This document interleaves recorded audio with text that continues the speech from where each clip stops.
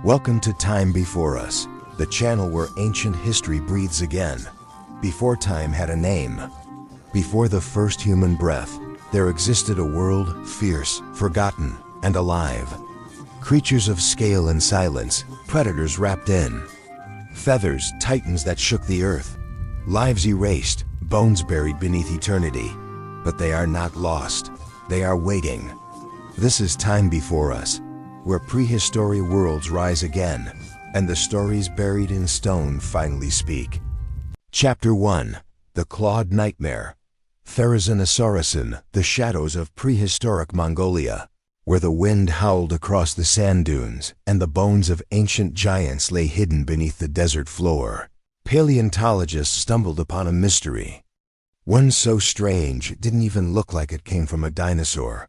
Long scythe-shaped claws, arms stretching out like grotesque mechanical cranes, no skull, no legs, just the massive, terrifying forelimbs of a creature that seemed ripped from the imagination of a horror novelist. When scientists first uncovered the fossilized arms of Therizinosaurus in the 1940s, they weren't just puzzled, they were outright stunned. What kind of dinosaur had claws that reached nearly 3 feet long? What kind of predator needed weapons that size? It was easy to jump to conclusions. With talons like that, surely this was a fearsome killer, perhaps a rival to T-Rex, slicing prey with brutal efficiency. For years, it was thought to be some kind of turtle-like reptile, or even a strange carnivorous dinosaur that had evolved oversized weapons. But time and more fossil evidence would reveal a much more bizarre and far more fascinating truth, because Therizinosaurus, for all its monstrous traits, was a herbivore. Let that sink in. Those giant claws, not for hunting. That towering height, not for fighting off predators. This dinosaur, as alien and intimidating as it looked, probably used its claws to rake down tree branches. It fed on leaves, plants, maybe even ferns. In the arms race of evolution, it had the tools of a slasher film villain, but the diet of a pandadat. So what exactly was Therizinosaurus? That question would haunt scientists for decades. Imagine you're out hiking and come across a fossilized arm longer than your whole body, tipped with claws that look more like farming scythes than anything found in nature today. That's what Soviet paleontologist Evgeny Maleev faced in 1948 when he examined the remains found in the Nemegt Formation of Mongolia. He named the creature Therizinosaurus cheloniformis, which roughly translates to scythe lizard shaped like a turtle. Why a turtle? Because at the time, the clawed arms were so unlike anything seen in other dinosaurs. Maleev actually thought it might be a bizarre, long-armed turtle relative. Let's pause for a second. A long-armed turtle with sword claws? It sounds absurd. Now, but back then, without a skull or much of the body, no one could confidently say what kind of animal they were dealing with. And the claws, oh, those claws, they were too outrageous to make sense. For years, Therizinosaurus remained a scientific orphan. Paleontologists couldn't fit it into any known family tree. It didn't walk the way other theropods did. It didn't eat the way herbivores usually did. It had a pot-bellied frame and huge hips but the long, stiff tail of a predator. It had feathers, but not the kind that let it fly. It was like nature had taken a few steps in one direction, then swerved wildly off course, only with the discovery of more complete relatives like Allosaurus and Bapiosaurus did the picture start to sharpen. Fossils from China revealed feathered bodies, long necks, and even impressions of downy plumage. They weren't just arms and claws anymore. They were entire animals. And they belonged to a group now called Therizinosaurus. So here's where it gets stranger. These dinosaurs, relatives of raptors and T-Rex, had evolved in the complete opposite direction.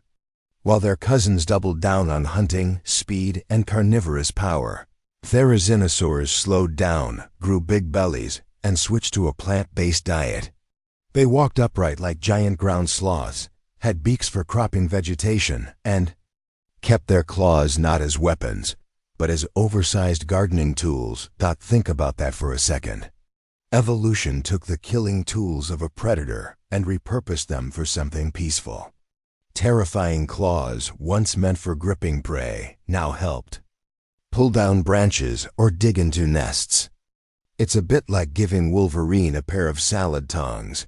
But even knowing all that, Therizinosaurus itself still loomed larger and stranger than its relatives.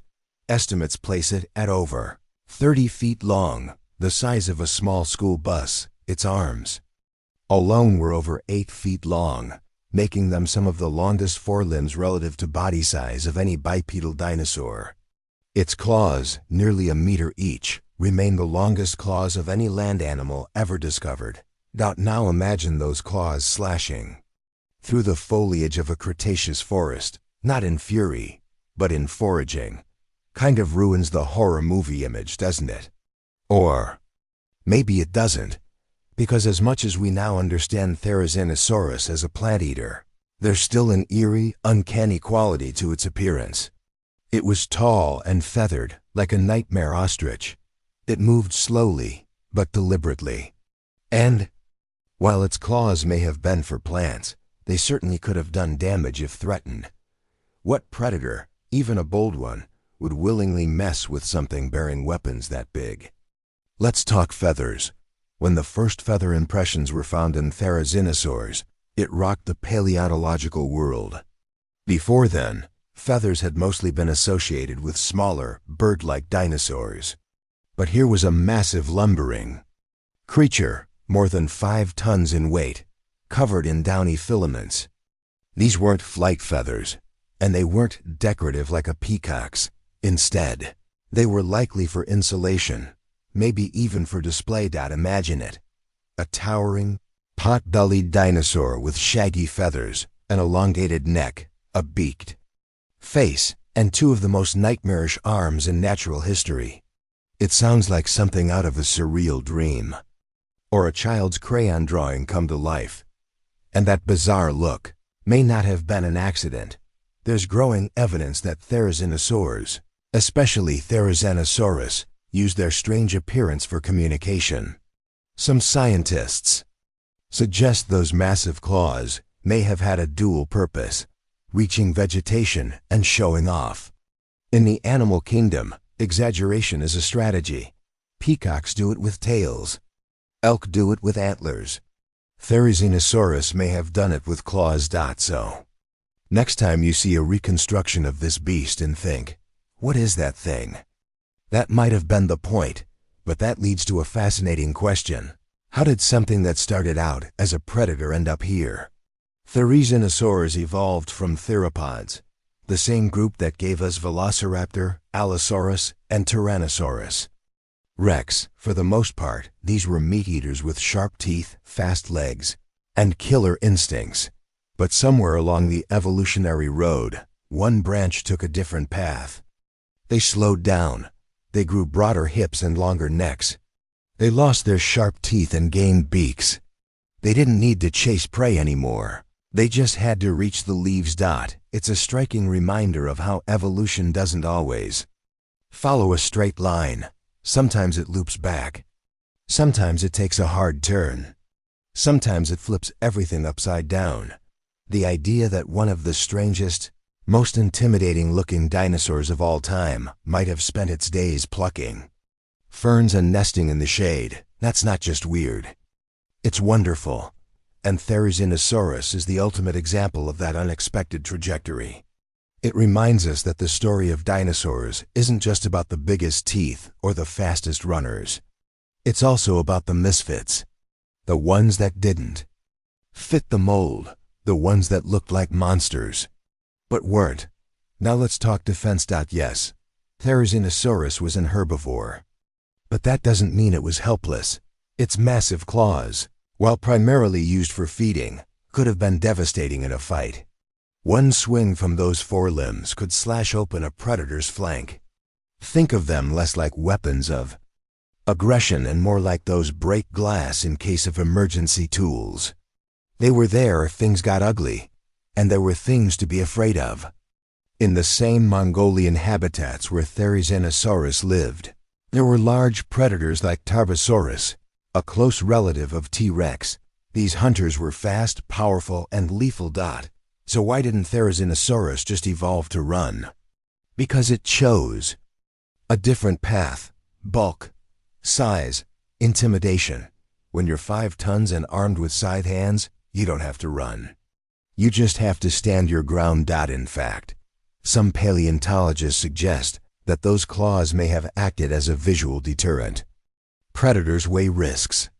If something looks like it might hurt you badly, even if it's not particularly fast or agile, you might choose an easier target. So, Therizinosaurus may have used appearance as a bluff, a kind of prehistoric poker face.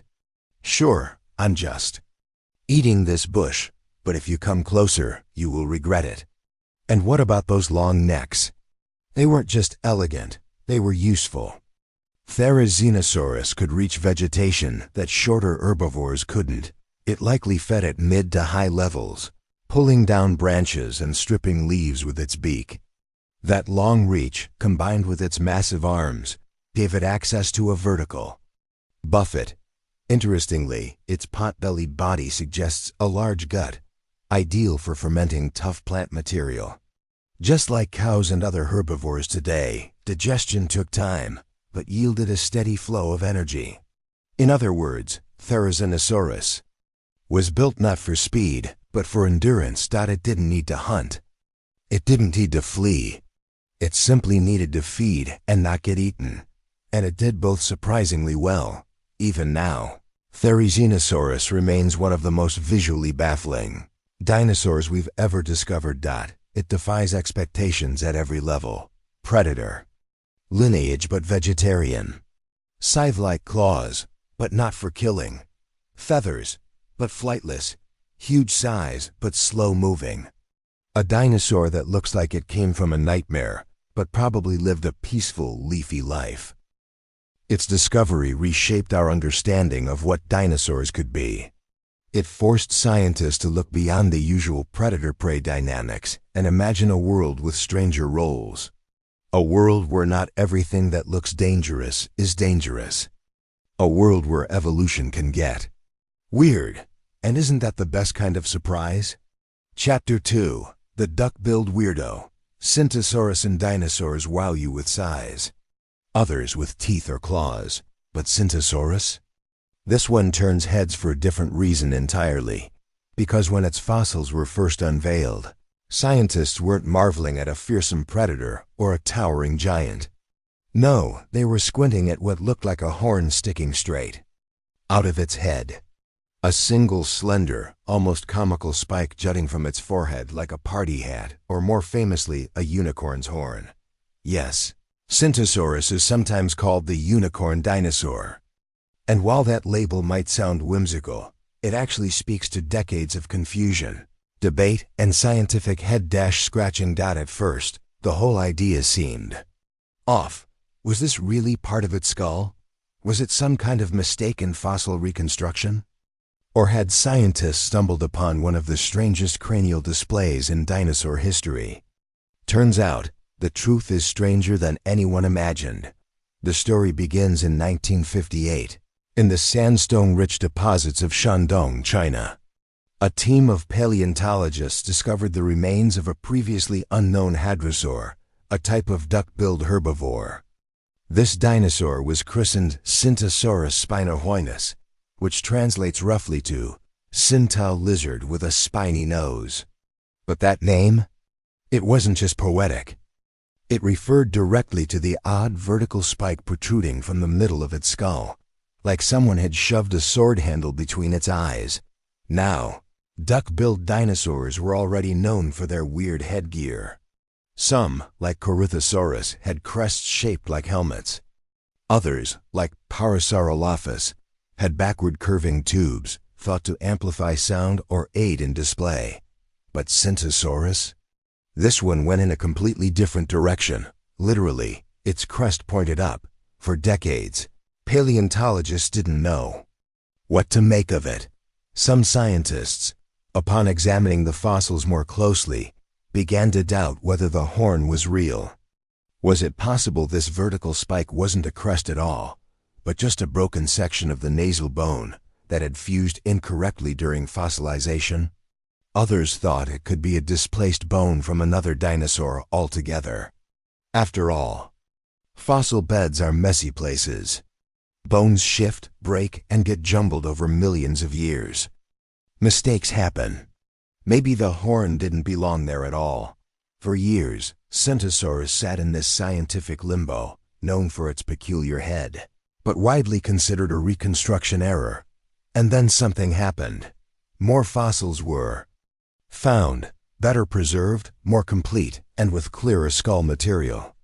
These new discoveries confirmed what the original specimen hinted at. Centosaurus really did have a crest.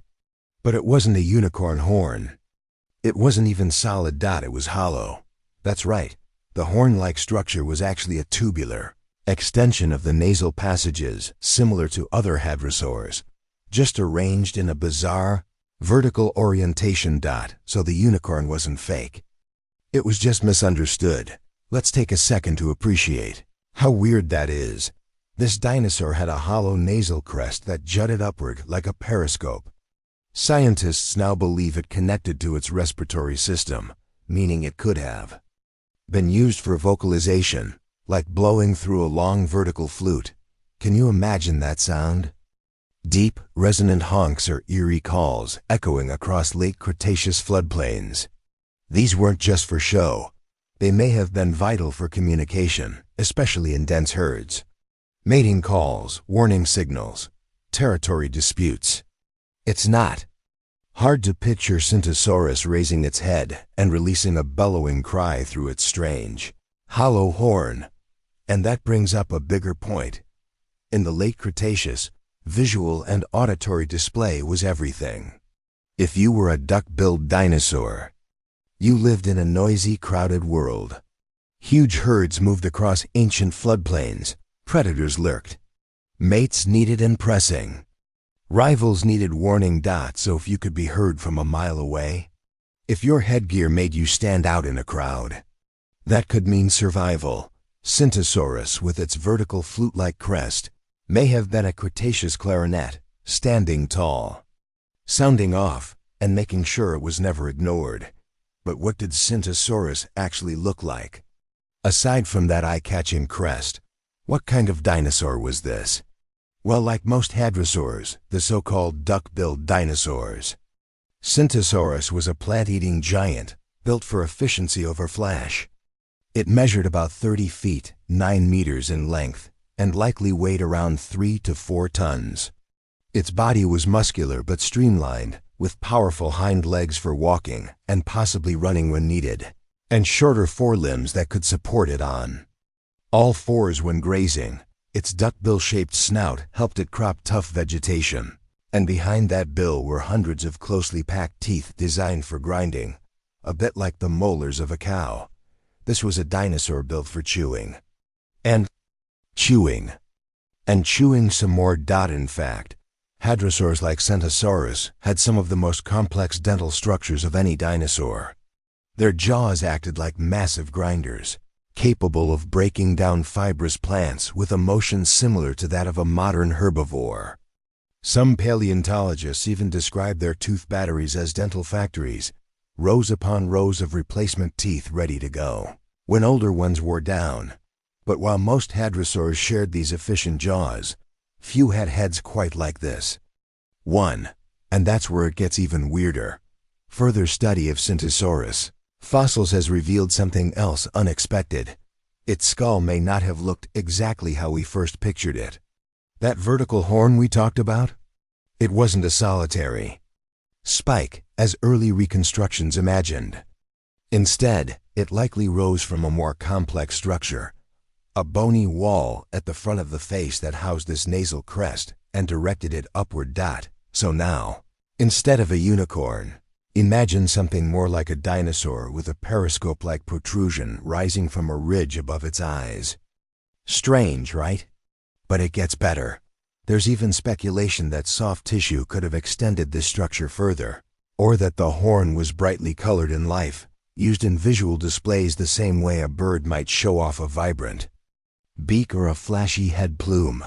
And in the absence of direct skin impressions, we can't rule out the possibility that the crest was part of a larger visual signal, maybe even used in species recognition. After all, when you live in herds of dozens or even hundreds of similar-looking animals, a standout headpiece might be exactly what you need to say, "Hey, I'm not that guy, I'm me." And that brings us to a fascinating detail about hadrosaurs. More generally, these weren't just the bland grazers of the dinosaur world. For a long time, people saw them as kind of boring, herbivorous, herding, not much drama. But the deeper we dig, literally, the more we uncover a world of complexity, intelligence, and bizarre adaptations. Centosaurus is a prime example. What looks silly or strange at first glance, that crest, that odd nasal structure, is actually part of a sophisticated biological system. Vocalization, visual signaling, species recognition, even thermoregulation has been floated as a possibility for some crests, though less likely in this case. These were animals that likely communicated over long distances, that raised young in herds, that may have even had social hierarchies. So, while Centosaurus might not be as famous as a T-Rex or a Triceratops, its life was probably every bit as dynamic. Still, despite all these insights, a full picture of Centosaurus remains elusive. Because fossil records, especially in the mid-20th century when this dinosaur was first discovered, are rarely perfect. Only fragments of its skeleton have been found, mainly the skull, parts of the spine, and limb elements. Much of what we believe about its body and behavior comes from comparisons with better-known hadrosaurs. It's a jigsaw puzzle with missing pieces, but over time, those gaps are slowly being filled. In fact, recent advances in imaging and fossil preparation have allowed scientists to go back and re-examine original specimens, revealing details that had been missed or misinterpreted decades ago. From CT scans of skulls to microanalysis of bone texture, we're now able to peer inside fossils in ways that would have been science fiction back when Centosaurus was first unearthed. And as we do, our picture of this dinosaur and its place in the hadrosaur family gets sharper. Perhaps the most beautiful part of the Centosaurus story is what it tells us about humility in science. When early researchers thought the crest was fake, they had good reasons. The fossil was damaged. The placement looked weird. It didn't fit the pattern of other hadrosaurs. Their skepticism wasn't a mistake, it was careful thinking. But when new evidence emerged, better fossils, more complete skulls, paleontologists were willing to change their minds. To say, "We were wrong. This crest is real. And it's even stranger than we thought." That's the heart of science, isn't it? Not knowing all the answers right away, but being ready to listen when nature hands us a better one. And sometimes, those better answers turn out to be wonderfully weird. So here's where we leave Centosaurus, not as a punchline, not as a freak with a horn on its head, but as a creature uniquely adapted to its environment. A specialist in sound and display. A hadrosaur that stood tall, quite literally, above the crowd. It challenges our expectations, not just about what dinosaurs looked like, but about what we think of as normal in evolution. It reminds us that survival often favors the bold and the bizarre. And most of all, it reminds us that the more we uncover about dinosaurs, the stranger, louder, and more spectacular their world becomes. ChatGPT said. Chapter 3. The Bony-Backed Enigma. Ankylosaurus, a living tank. In the age of giants, imagine a creature so heavily armored that even the fiercest predators of the Cretaceous, yes, even Tyrannosaurus rex, might think twice before attacking. That's Ankylosaurus, one of the most heavily defended animals to ever walk the earth. Its entire back was covered in thick, bony plates embedded in the skin, forming an armored shell from head to tail. And at the very end of that tail, A massive bone club, built like a medieval weapon. But Ankylosaurus wasn't a monster. It wasn't a predator. In fact, it was a slow-moving plant eater, content to graze on low vegetation while keeping its head down and its defenses up. It's the prehistoric version of a tank low-slung, armored, and practically impenetrable. And yet, for all its visual drama, there's so much we still don't know. How did it move? How did it live? Could it use that tail club the way we imagine? And what made this dinosaur evolve into something that looks more like a fortress than a living animal? Let's explore the mystery of Ankylosaurus, the dinosaur that may have won the evolutionary arms race, not with speed or size, but with patience, armor, and one very big club. The anatomy of defense first. Let's break down the armor. Scientists call this kind of protection osteoderms, bony deposits that form within the skin. Think of them like a built-in shield. You see something similar today in crocodiles and armadillos, but in Ankylosaurus, these osteoderms reached their evolutionary peak. The plates were arranged in rows along the back and flanks, each one shaped and positioned like tiles on a roof. Some were flat and wide. Others were raised into small spikes. Over the hips, these plates fused together into a solid pelvic shield, a nearly unbreakable barrier that protected vital organs. And on top of all that, Ankylosaurus had smaller bony nodules covering its neck, legs, and even the eyelids. Yes, you read that right. Eyelid armor. Its skull was another masterpiece of evolutionary engineering. It was broad and low, reinforced, with more bony plates that made the head nearly as armored as the back. The jaws were narrow but strong, designed for cropping vegetation close to the ground. And the nasal passages were unusually long and twisted. Some paleontologists think this helped warm and filter the air, or maybe even enhanced its sense of smell. But the real star of the show was the tail, the business end. That famous tail club at the end of Ankylosaurus's tail was a thick, fused mass of bone that could weigh over 20 pounds. This wasn't just a bony nub. It was a real weapon. The tail itself was stiffened with modified vertebrae and tendons, creating a semi-rigid lever perfect for swinging. When Ankylosaurus turned its hips and lashed out, that tail club could hit with the force of a sledgehammer. They're strong. Evidence that this club wasn't just for show. In fact, some fossils of other dinosaurs, possibly predators, have been found with injuries consistent with being struck by a heavy blunt object. Could Ankylosaurus really fend off a full-grown T-Rex with a well-placed swing? Possibly. Its low posture and rear-mounted weapon gave it a unique defensive advantage, but the tail likely wasn't just about fighting. It might have also been used in intraspecies combat fighting among Ankylosaurus individuals for territory, dominance, or mates. The same way deer clash antlers, these armored giants might have exchanged tail club blows in slow, powerful duels. A dinosaur of the late Cretaceous, Ankylos lived about 68 to 66 million years ago, during the very end of the Cretaceous period. That means it walked the Earth at the same time as T-Rex, Triceratops, and other members of the famous Hell Creek Formation in North America.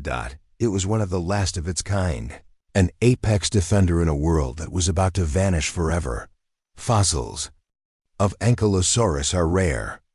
Despite being one of the most iconic armored dinosaurs, complete skeletons are hard to come by. What we know comes from a handful of skulls, pieces of armor, and partial skeletons. This scarcity makes every new fossil discovery a major event. What's especially interesting is that compared to other ankylosaurs, yes, there were several, Ankylosaurus was massive. It could grow up to 25 to 30 feet long and weigh 6 to 8 tons. That's bigger than a pickup truck, armored from head to tail. But despite its size, it likely wasn't a fast mover. Its short, stubby legs and broad body suggest a slow, deliberate gait. It was built for standing its ground, not for running away. What did it eat and how? You might expect such a heavily armored dinosaur to be a meat eater. After all, we usually associate weaponry with predators. But Ankylosaurus was a committed herbivore. Its low head and beak-like mouth were adapted for grazing on low-lying vegetation, ferns, shrubs, and flowering plants. It didn't chew in the way mammals do, but it had rows of small leaf-shaped teeth and a strong tongue to help break down its food. Interestingly, Ankylosaurus might have had a fermentation chamber in its gut, similar to modern cows or iguanas. This would have allowed it to digest tough plant material slowly, extracting as much nutrition as possible.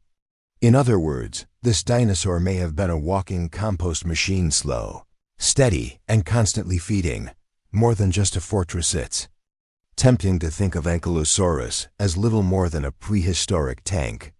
And yes, it was slow, armored, and built for defense. But that doesn't mean it was stupid or primitive. In fact, studies of ankylosaur brains using CT scans of fossilized skulls show that they had surprisingly well-developed inner ear structures.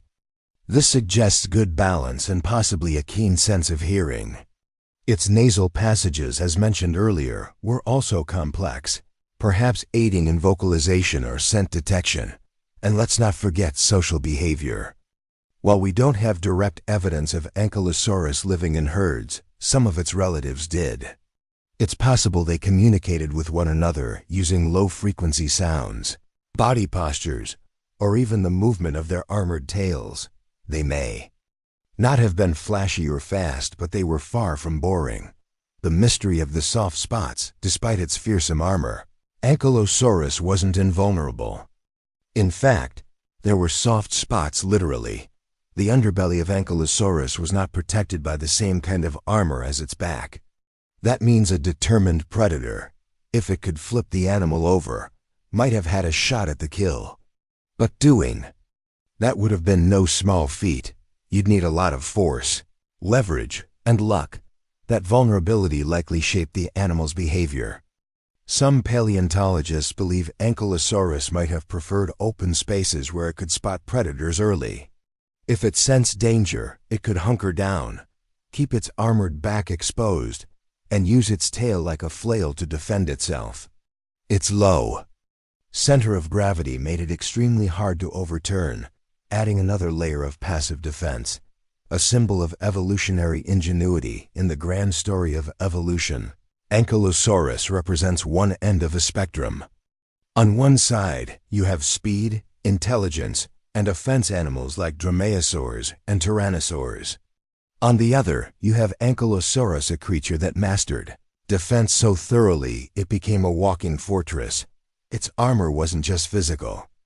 It was evolutionary strategy made real. Rather than run, it stood its ground. Rather than fight with claws or teeth, it let its tail do the talking. And for millions of years, that strategy worked. It survived until the very end of the age of dinosaurs, when a cosmic event, not a predator, finally ended its reign. The legacy of the armored titan today. Ankylosaurus remains one of the most recognizable dinosaurs. It shows up in museum displays, documentaries, and kids' books, often depicted as the unstoppable tank of the prehistoric world. And honestly, that's not far from the truth. But the real story is even more fascinating. It's a tale of evolutionary innovation, of bones turned to armor, of tails turned to weapons, of a creature so committed to survival that it became nearly untouchable. We may never fully understand how Ankylosaurus lived, moved, or fought. But every fossil, every bone plate, every fragment of tail tells us something incredible about the world it lived in, a world where bizarre adaptations didn't just help dinosaurs survive. They helped them thrive, and in that world, Ankylosaurus was more than just bizarre. It was brilliant. Chapter 4. The Dancer with Wings. Yiku, when scientists first laid eyes on the fossil of Yuki, they weren't quite sure what they were looking at. It had all the hallmarks of a small feathered dinosaur: lightweight bones, a long tail, claws perfect for climbing trees. But then there was the arm. Or more specifically, what was attached to the arm: a long, rod-like bone extended from the wrist. completely unlike anything seen in other dinosaurs. It wasn't part of the hand. It wasn't part of the traditional wing structure we associate with birds or other flying reptiles. And then came the most baffling part. This rod supported a membrane. A leathery, bat-like skin stretched between the fingers and the body. Suddenly, all the assumptions about dinosaur flight got tossed into the air. Yi-Qi, pronounced Yi-Qi, meaning strange wing in Mandarin, wasn't just another feathered dinosaur from the Jurassic.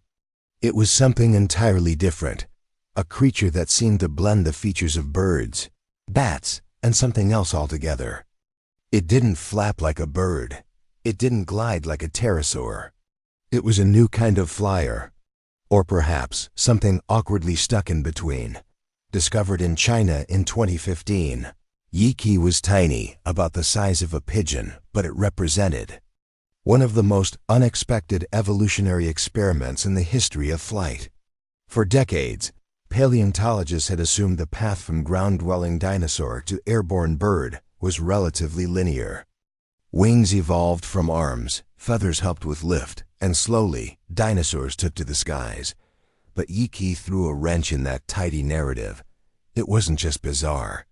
It was revolutionary. The fossil itself came from the Taojishan Formation in Hebei Province, dating back around 160 million years.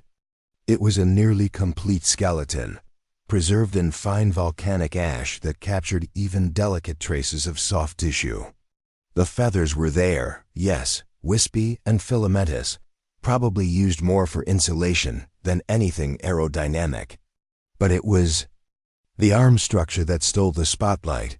Unlike bird wings, which rely on long fingers and feathers to create lift, Yi-Qi had evolved a different strategy. A membranous wing supported by a stiff, elongated wrist bone, much like a modern bat. This raised an immediate question. Was this convergent evolution or something entirely separate? Convergent evolution is when unrelated animals develop similar traits due to similar environmental pressures. Think of how dolphins and ichthyosaurs both developed streamlined bodies and flippers, despite one being a mammal and the other a reptile. So was Yi-Qi simply copying the bat's blueprint, millions of years before bats even existed? Well, not quite. Bats evolved long after Yi-Qi was gone, and they used elongated fingers to support their wing membranes. Yi-Qi didn't do that. Its hands were more traditionally dinosaur-like, 3 fingers, with claws, and the strange wrist bone was a completely separate innovation. That wrist rod isn't found in any other dinosaur, bird, or flying creature. In fact, it might be one of the strangest bones in all of vertebrate evolution. And then there's the wing membrane itself.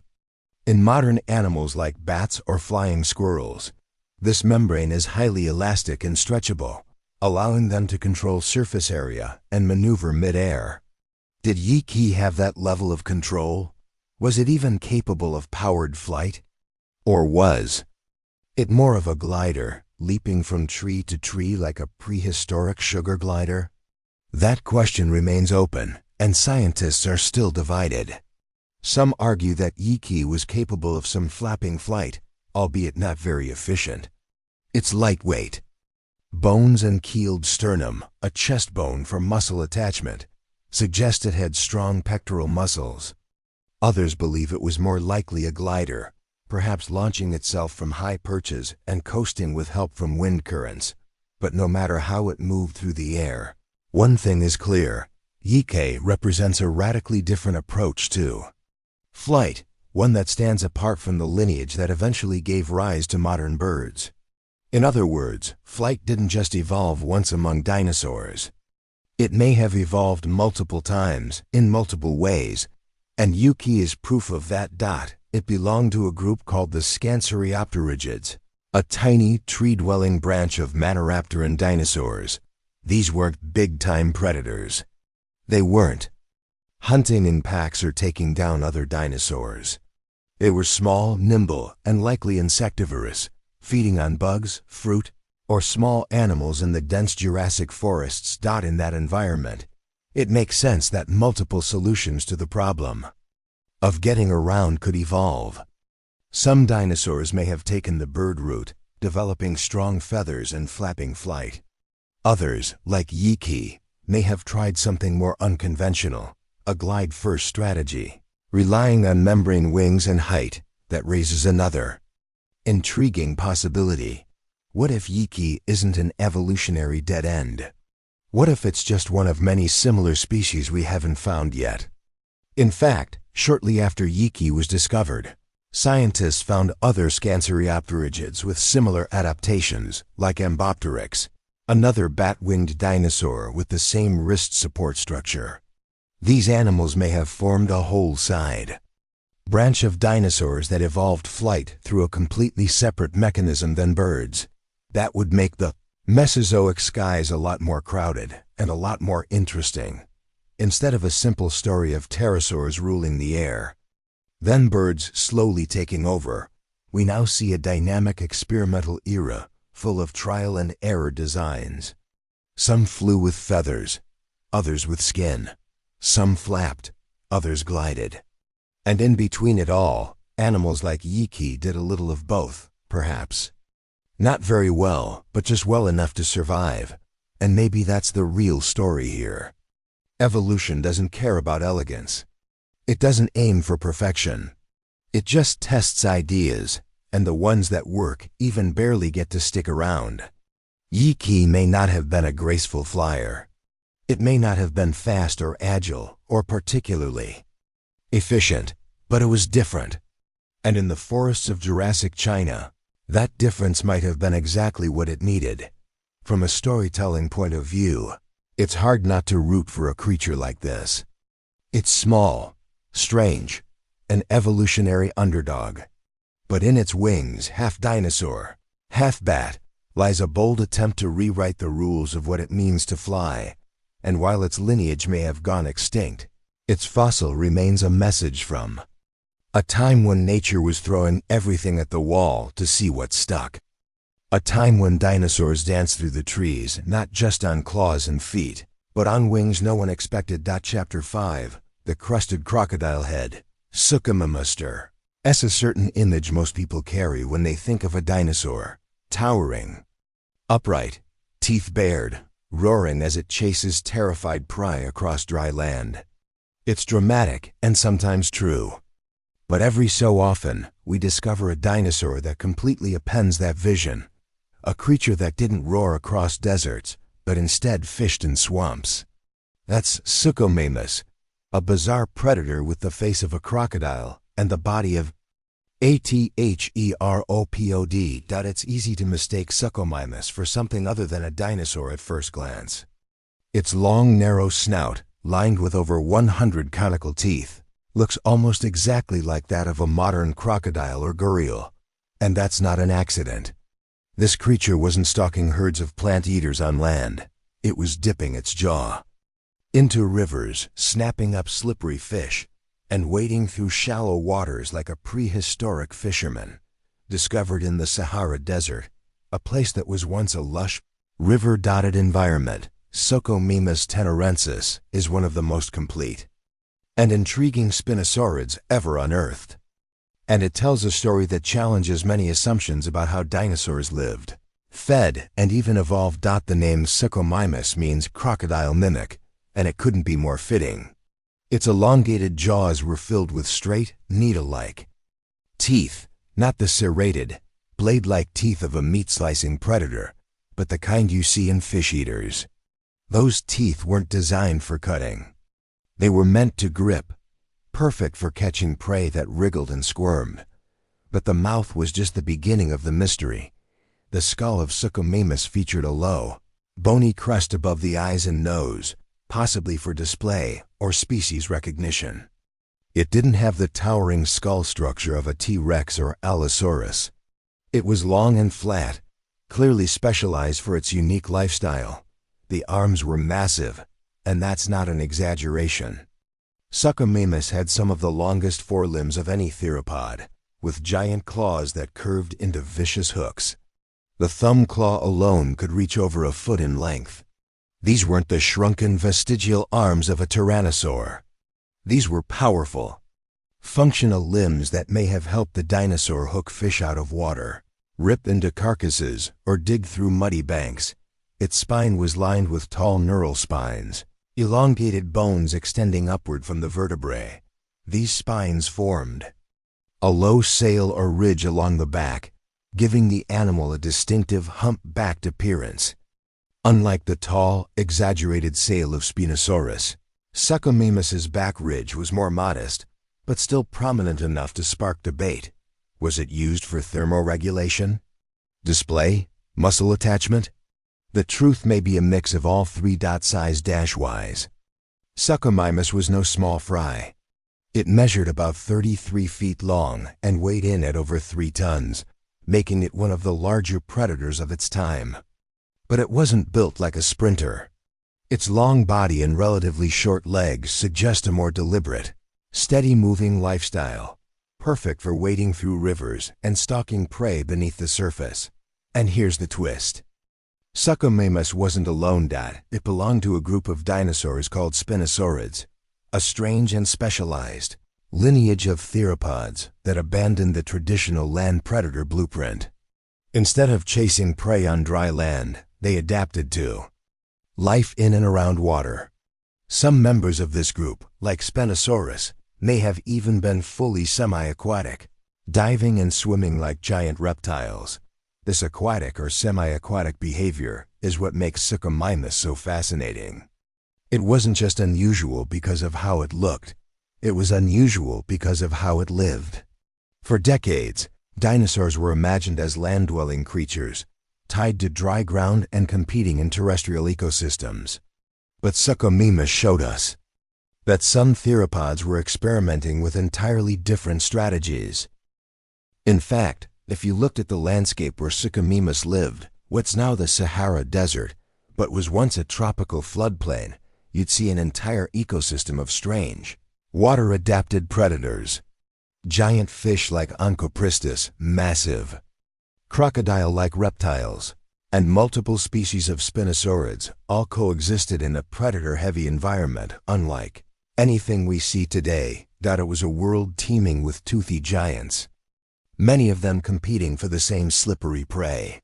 So how did they all manage to coexist? That question touches on a larger concept in paleontology: niche partitioning. When multiple predators share the same space, they usually evolve to specialize in slightly different ways, reducing direct competition. One might hunt in deep water, another in the shallows. One might go after large fish, another after smaller ones. Body size, skull shape, and feeding techniques can all diverge just enough to allow these animals to live side by side. Suchomimus, with its long snout and hook-like claws, likely hunted along riverbanks or in shallow streams, snatching up medium-sized fish and aquatic animals. Others, like the more aquatic Spinosaurus, may have ventured into deeper waters or even hunted larger prey. Even subtle differences in snout shape or tooth size could reflect different dietary habits. The discovery of Suchomimus was also a turning point in how paleontologists viewed the Spinosaur family. Before then, most knowledge of Spinosaurids came from isolated bones or fragmentary remains, especially from Africa and Europe.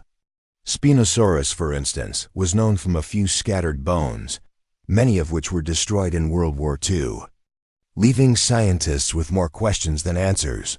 But Suchomimus changed that.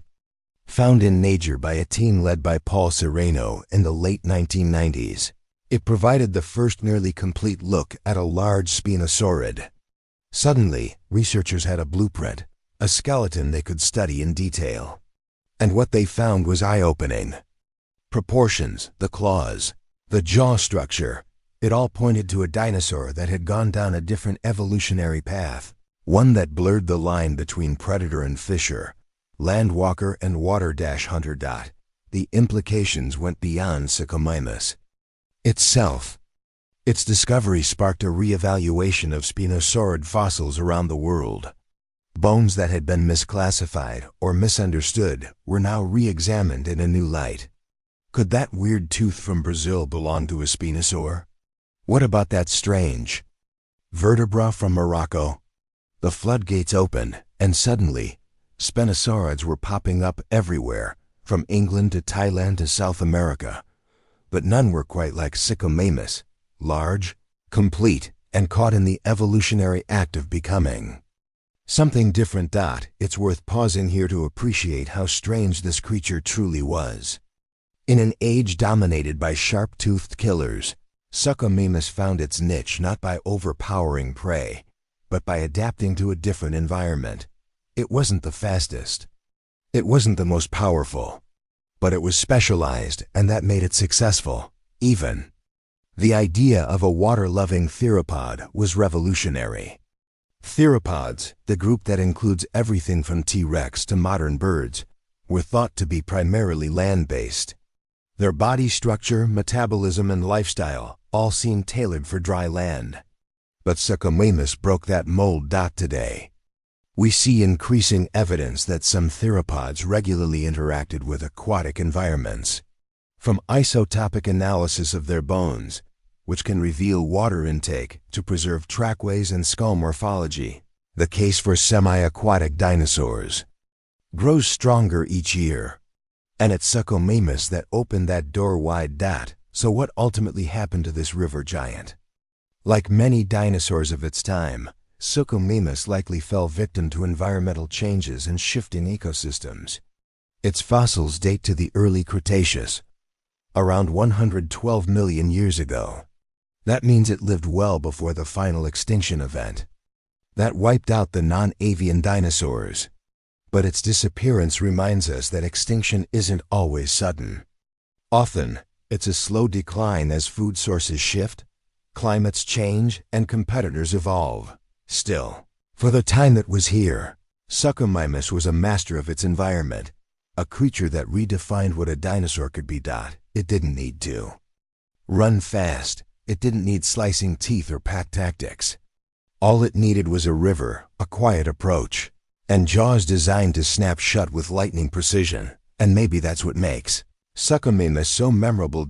In the gallery of dinosaur giants, the horned, the plated, the fanged, and the feathered, this croc-faced predator stands apart. It wasn't trying to be a land tyrant.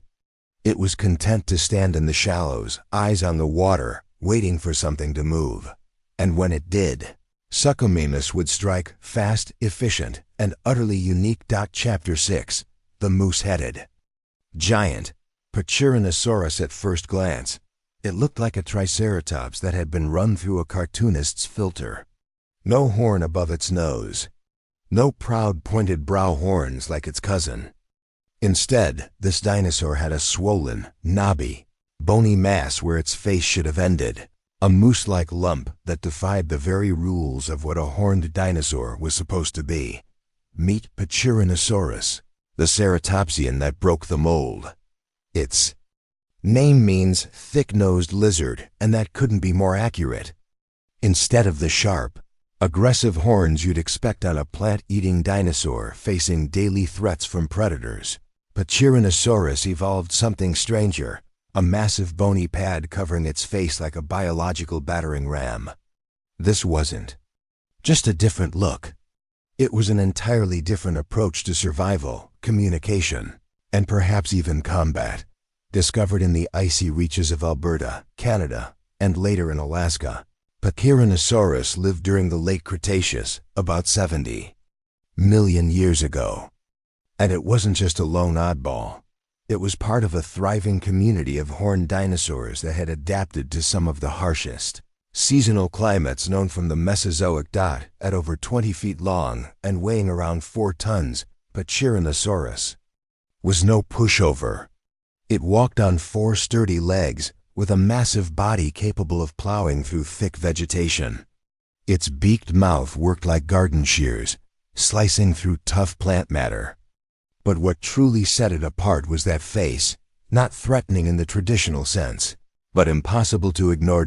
Where most ceratopsians brandished sharp horns, Pachyrhinosaurus carried a thickened boss of bone, a broad raised structure that sat like a knobby crown over the nose and eyes.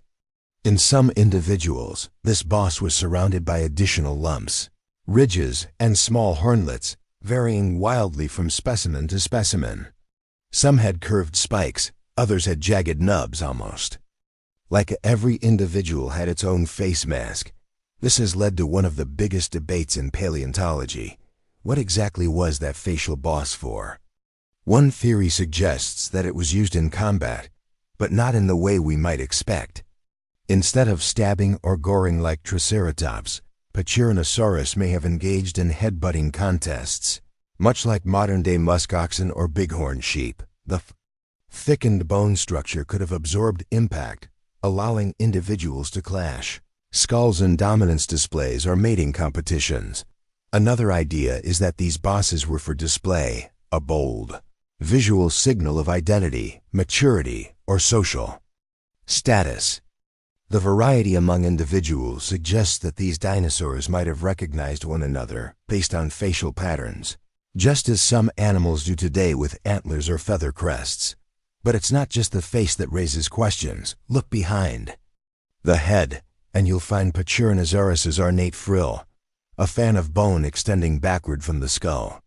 Like other ceratopsians, this frill was likely covered in skin and possibly used for display. In some species, it featured long spikes or wavy edges, adding to the dinosaur's dramatic silhouette. Taken together, the frill and facial boss formed a sort of prehistoric helmet, functional, decorative, and highly individualistic. And speaking of individualism, Pachyrhinosaurus has turned out to be one of the most variable dinosaurs we've ever found. Different species, like Pachyrhinosaurus canadensis and Pachyrhinosaurus lacusti, display slight but significant differences in the shape and size of their cranial features. Even within a single herd, no two skulls are exactly alike. This raises a fascinating question. Were these differences species-based, or did they reflect age, sex, or social rank? Evidence now suggests that these dinosaurs may have undergone dramatic changes in appearance as they aged.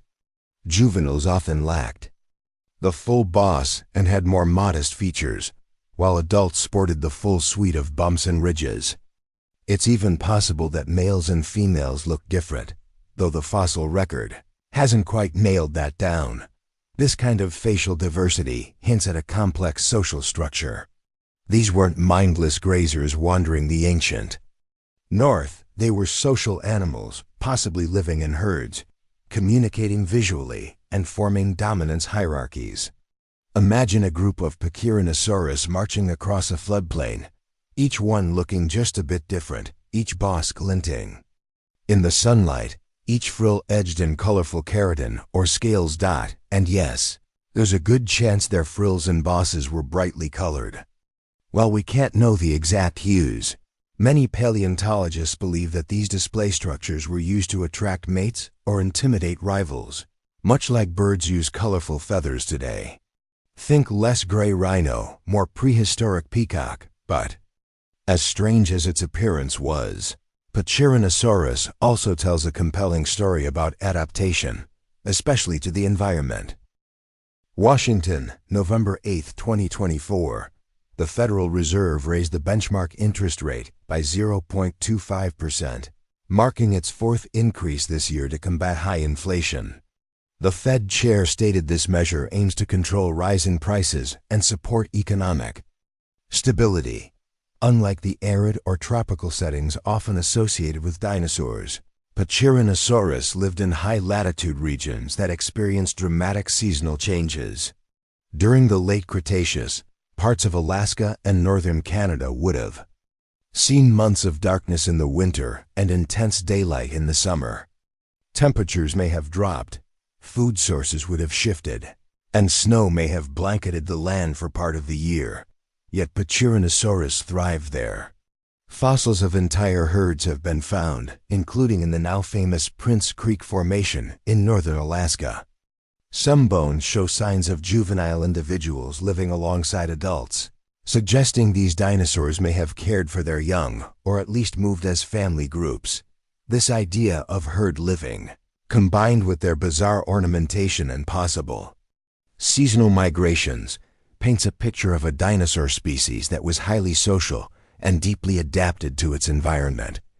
They weren't the biggest dinosaurs in their ecosystem, and they weren't the most dangerous. But they had numbers, resilience, and those incredible faces, part armor, part badge of honor, part billboard. And even though they looked like bruisers, they were prey. Predators like Albertosaurus and Nanuqsaurus would have stalked Pachyrhinosaurus. Herds, picking off the young or the weak. That thick facial boss may have helped during confrontations, but it was likely no match for a full-grown Tyrannosaur's bite. Survival came down to awareness, strength in numbers, and perhaps the willingness to defend one another. Some fossils even show signs of injury, healed fractures, and deformed bone growths, indicating that Pachyrhinosaurus individuals lived. Through attacks, injuries, and inter-herd clashes, they were tough.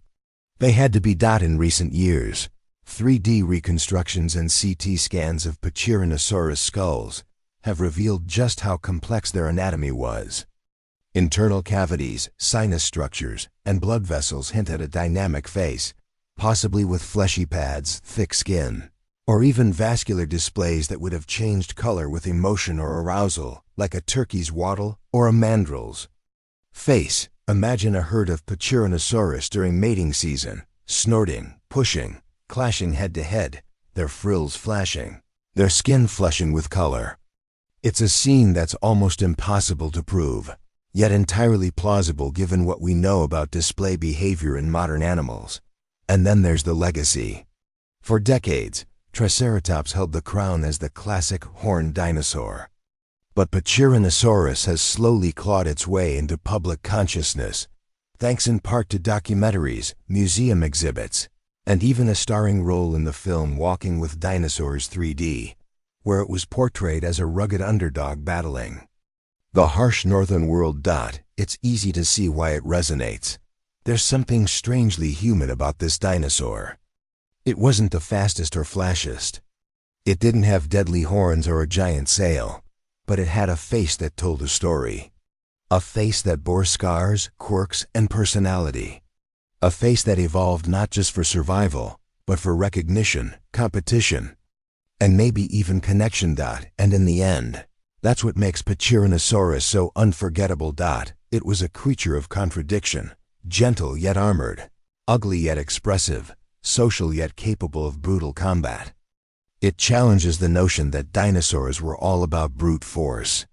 Sometimes, evolution took a different route, one that valued display, individuality, and resilience in the cold. In a world full of sharp horns and flashing teeth, Pachyrhinosaurus stood its ground with something even more bizarre: a face built like a battering ram, and a life lived in the shadowy forests of a forgotten prehistoric North. Chapter 7. The spiked sail lizard, Amargasaurus. In the world of dinosaurs, few silhouettes are as instantly bewildering as that of Amargasaurus. A long-necked herbivore, like many of its sauropod cousins, but with something utterly alien running down its spine. Twin rows of tall, needle-like spines jutted upward from its neck and back like the quills of a mythical dragon, turning this peaceful plant eater into a walking riddle. Discovered in Argentina's Neuquén Basin, Amargasaurus was a relatively small member of the sauropod family, at least by sauropod standards, roughly 30 feet long, and likely weighing around 2 to 5 tons. That might sound massive, but when you're sharing ancestry with the titanic Argentinosaurus, it makes you the little cousin at the family reunion. Still, what Amargasaurus lacked in size, it more than made up for in style, running down its neck. And along the first part of its back were elongated neural spines, bones that extended upward from its vertebrae, some reaching lengths of nearly 2 feet. But unlike the single row of sail-like spines seen in dinosaurs like Spinosaurus, Amargasaurus had a double row. 2 parallel lines of curved, tapering spines that likely supported something dramatic. But what exactly? That question has been haunting paleontologists for decades. At first glance, you might assume these spines supported a sail, something like a giant fin or flap of skin stretching between them. A back sail could have served many purposes: thermoregulation, species recognition, or even display during mating season. It's a fair guess, considering other dinosaurs and prehistoric creatures have been interpreted to carry similar structures. But there's a catch. The spines on Amargasaurus were long and narrow, yes, but they were also tightly packed. So tightly, in fact, that there may not have been enough space between them to stretch a skin sail in the traditional sense. In some reconstructions, the spines flare apart like a fan. In others, they sit close together like a cluster of skeletal fingers. Alternative theory suggests these spines weren't connected by skin at all, but stood individually, more like quills. Think of a porcupine or a hedgehog. Of course, Amargasaurus wasn't bristling with sharp keratin spikes like modern mammals, but the idea is similar. The spines could have been encased in a horny sheath or left exposed, creating a line of intimidating projections down its back. This raises another possibility. Were those spines weapons? Could Amargasaurus have used its spiny neck defensively, perhaps swiping at predators or making itself harder to bite? It sounds strange, but nature already offers modern analogs. Consider the African crested porcupine, which rattles and lashes its quills to fend off lions. Or the extinct Sisagosaurus, which wielded a thagomizer, a spiked tail that was once thought ornamental, but now known to have been used for defense. If predators like Allosaurus or Maposaurus got too close, the tall spines of Amargasaurus might have made its neck a difficult, dangerous target. One wrong move, and a mouthful of bone splinters could have been the result. But the defensive theory isn't the only, or even the most likely interpretation. More and more paleontologists are leaning toward the idea that the spines were part of a visual display system. In other words, they were a way to say, "Look at me." In the world of dinosaurs, display structures are everywhere. Crests, sails, horns, frills. Evolution clearly favored visual signaling. It's possible that the spines of Amargasaurus were brightly colored or used in elaborate mating dances, or simply made the dinosaur more recognizable to its own kind.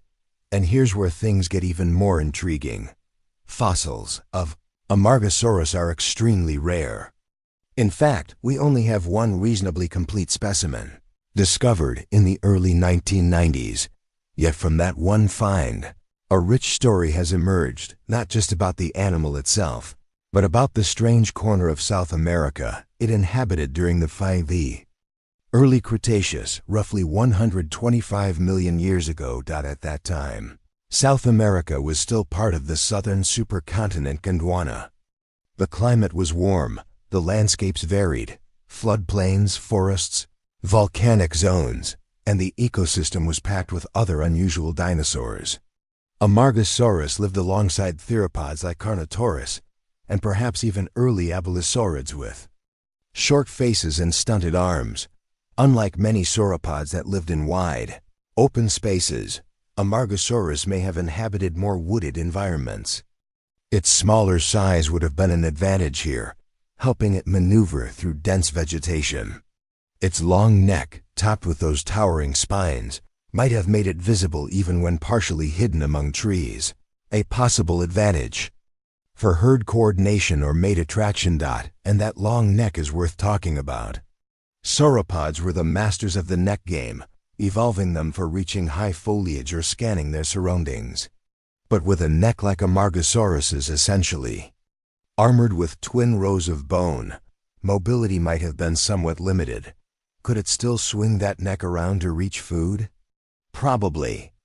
But it may have had to use more of its body to reposition itself. Still, even with this peculiar anatomy, Amargasaurus was well adapted for its niche.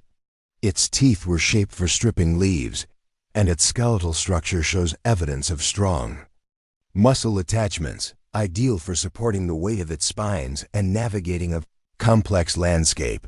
One question that continues to haunt researchers is why only Amargasaurus, and no other known sauropod, evolved this spine configuration. Why? Didn't more sauropods grow sails or quills?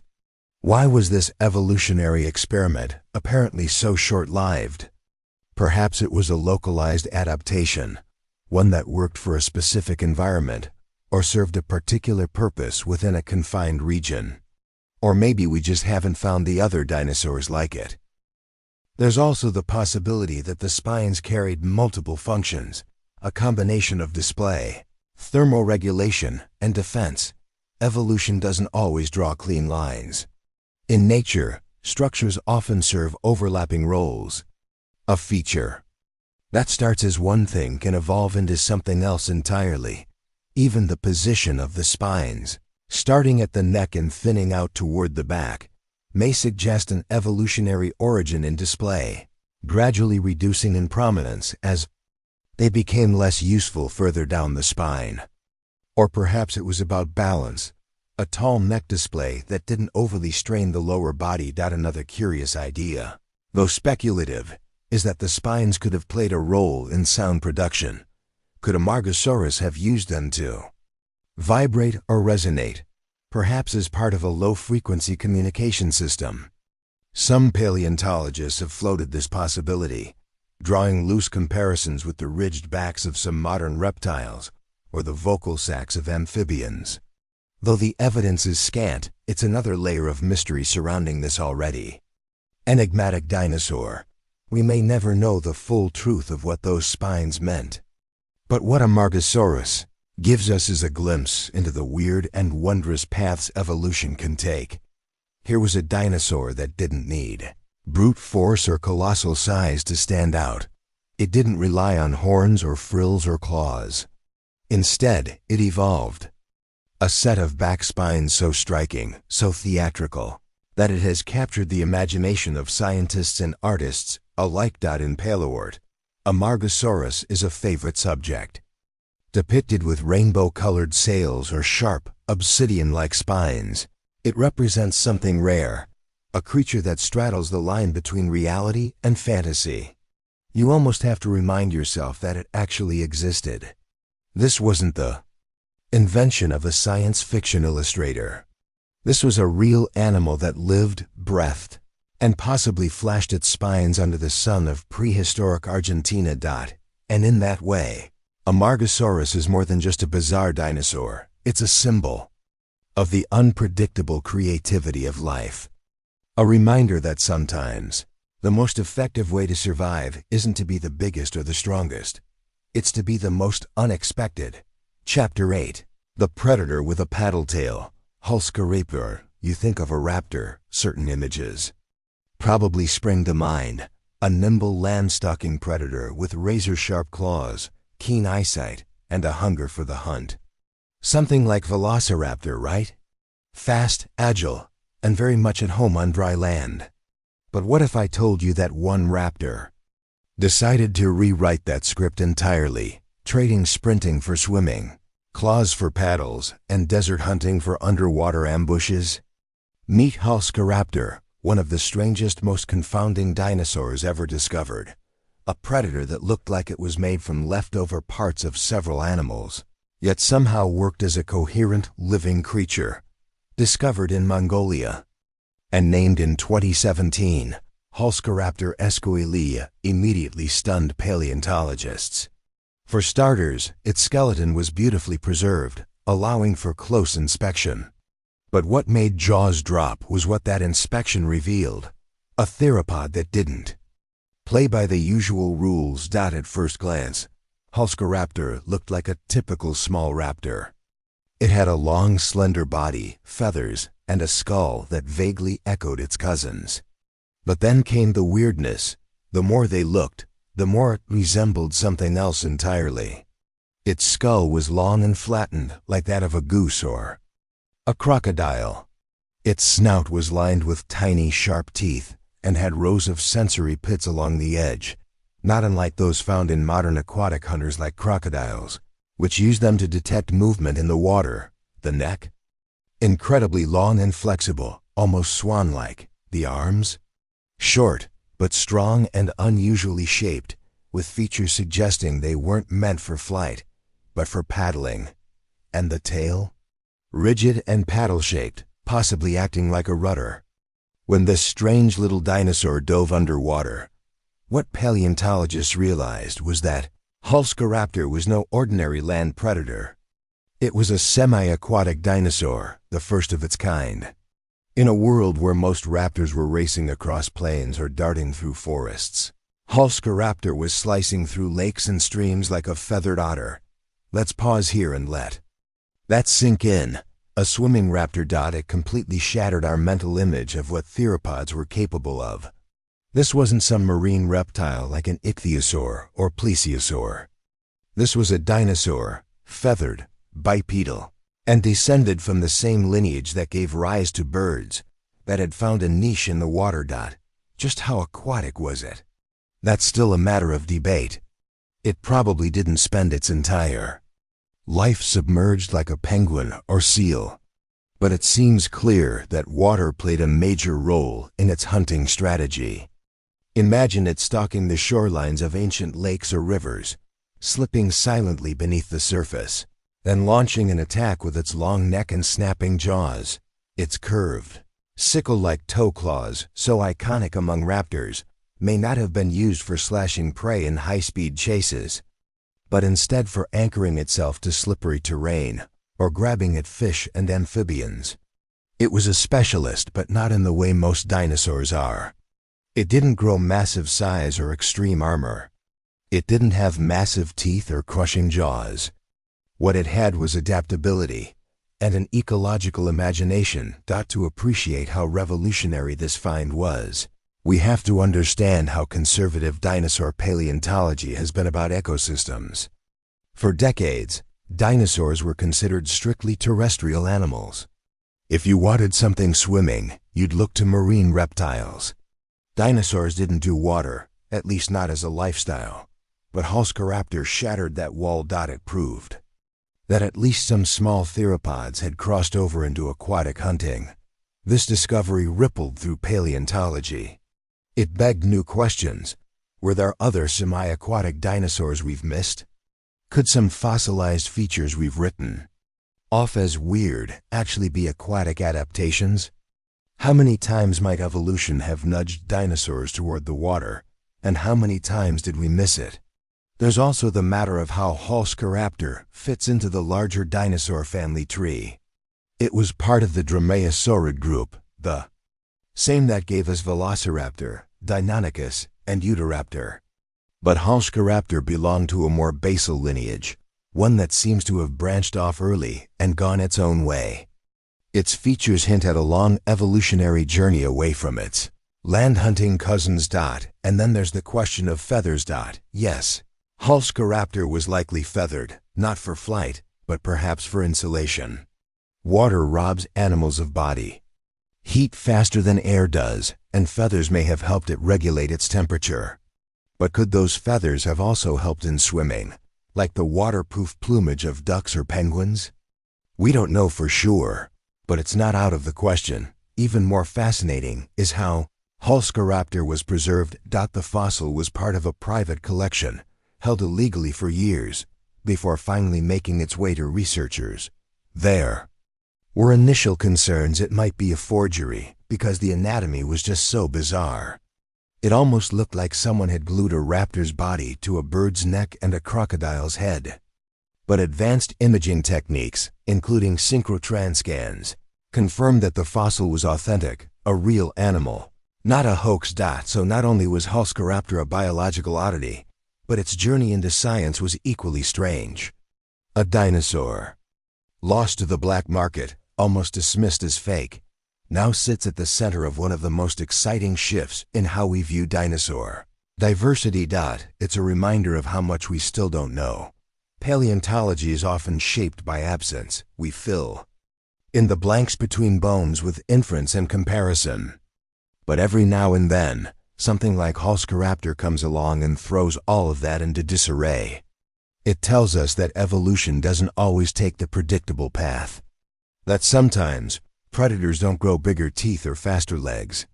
They learn to swim. And in doing so, Hulscaraptor opens up a world of possibilities. What else might be hiding in the fossil record? waiting to show us a different way to be a dinosaur. Were there other raptors that dabbled in water? Could some of the strange limb proportions we've seen in other small theropods be early aquatic adaptations we failed to recognize? Even today, many of the world's predators exploit water in creative ways.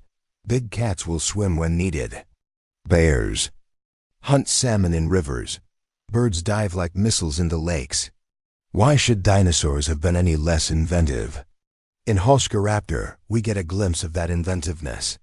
A dinosaur that didn't settle for the role nature seemed to cast it in. Instead, it took a different stage, the shallows of a Cretaceous waterway, and became something else entirely. It's hard not to be inspired by that. Chapter 9. The Beaked Blade Fighter. Lemursaurus. Most people imagine theropods, the group of dinosaurs that includes T-Rex and Velociraptor, as relentless carnivores. Teeth like steak knives, jaws like bear traps, claws primed to slice. But what happens when a theropod decides to drop its teeth, pick up a beak, and give up meat altogether?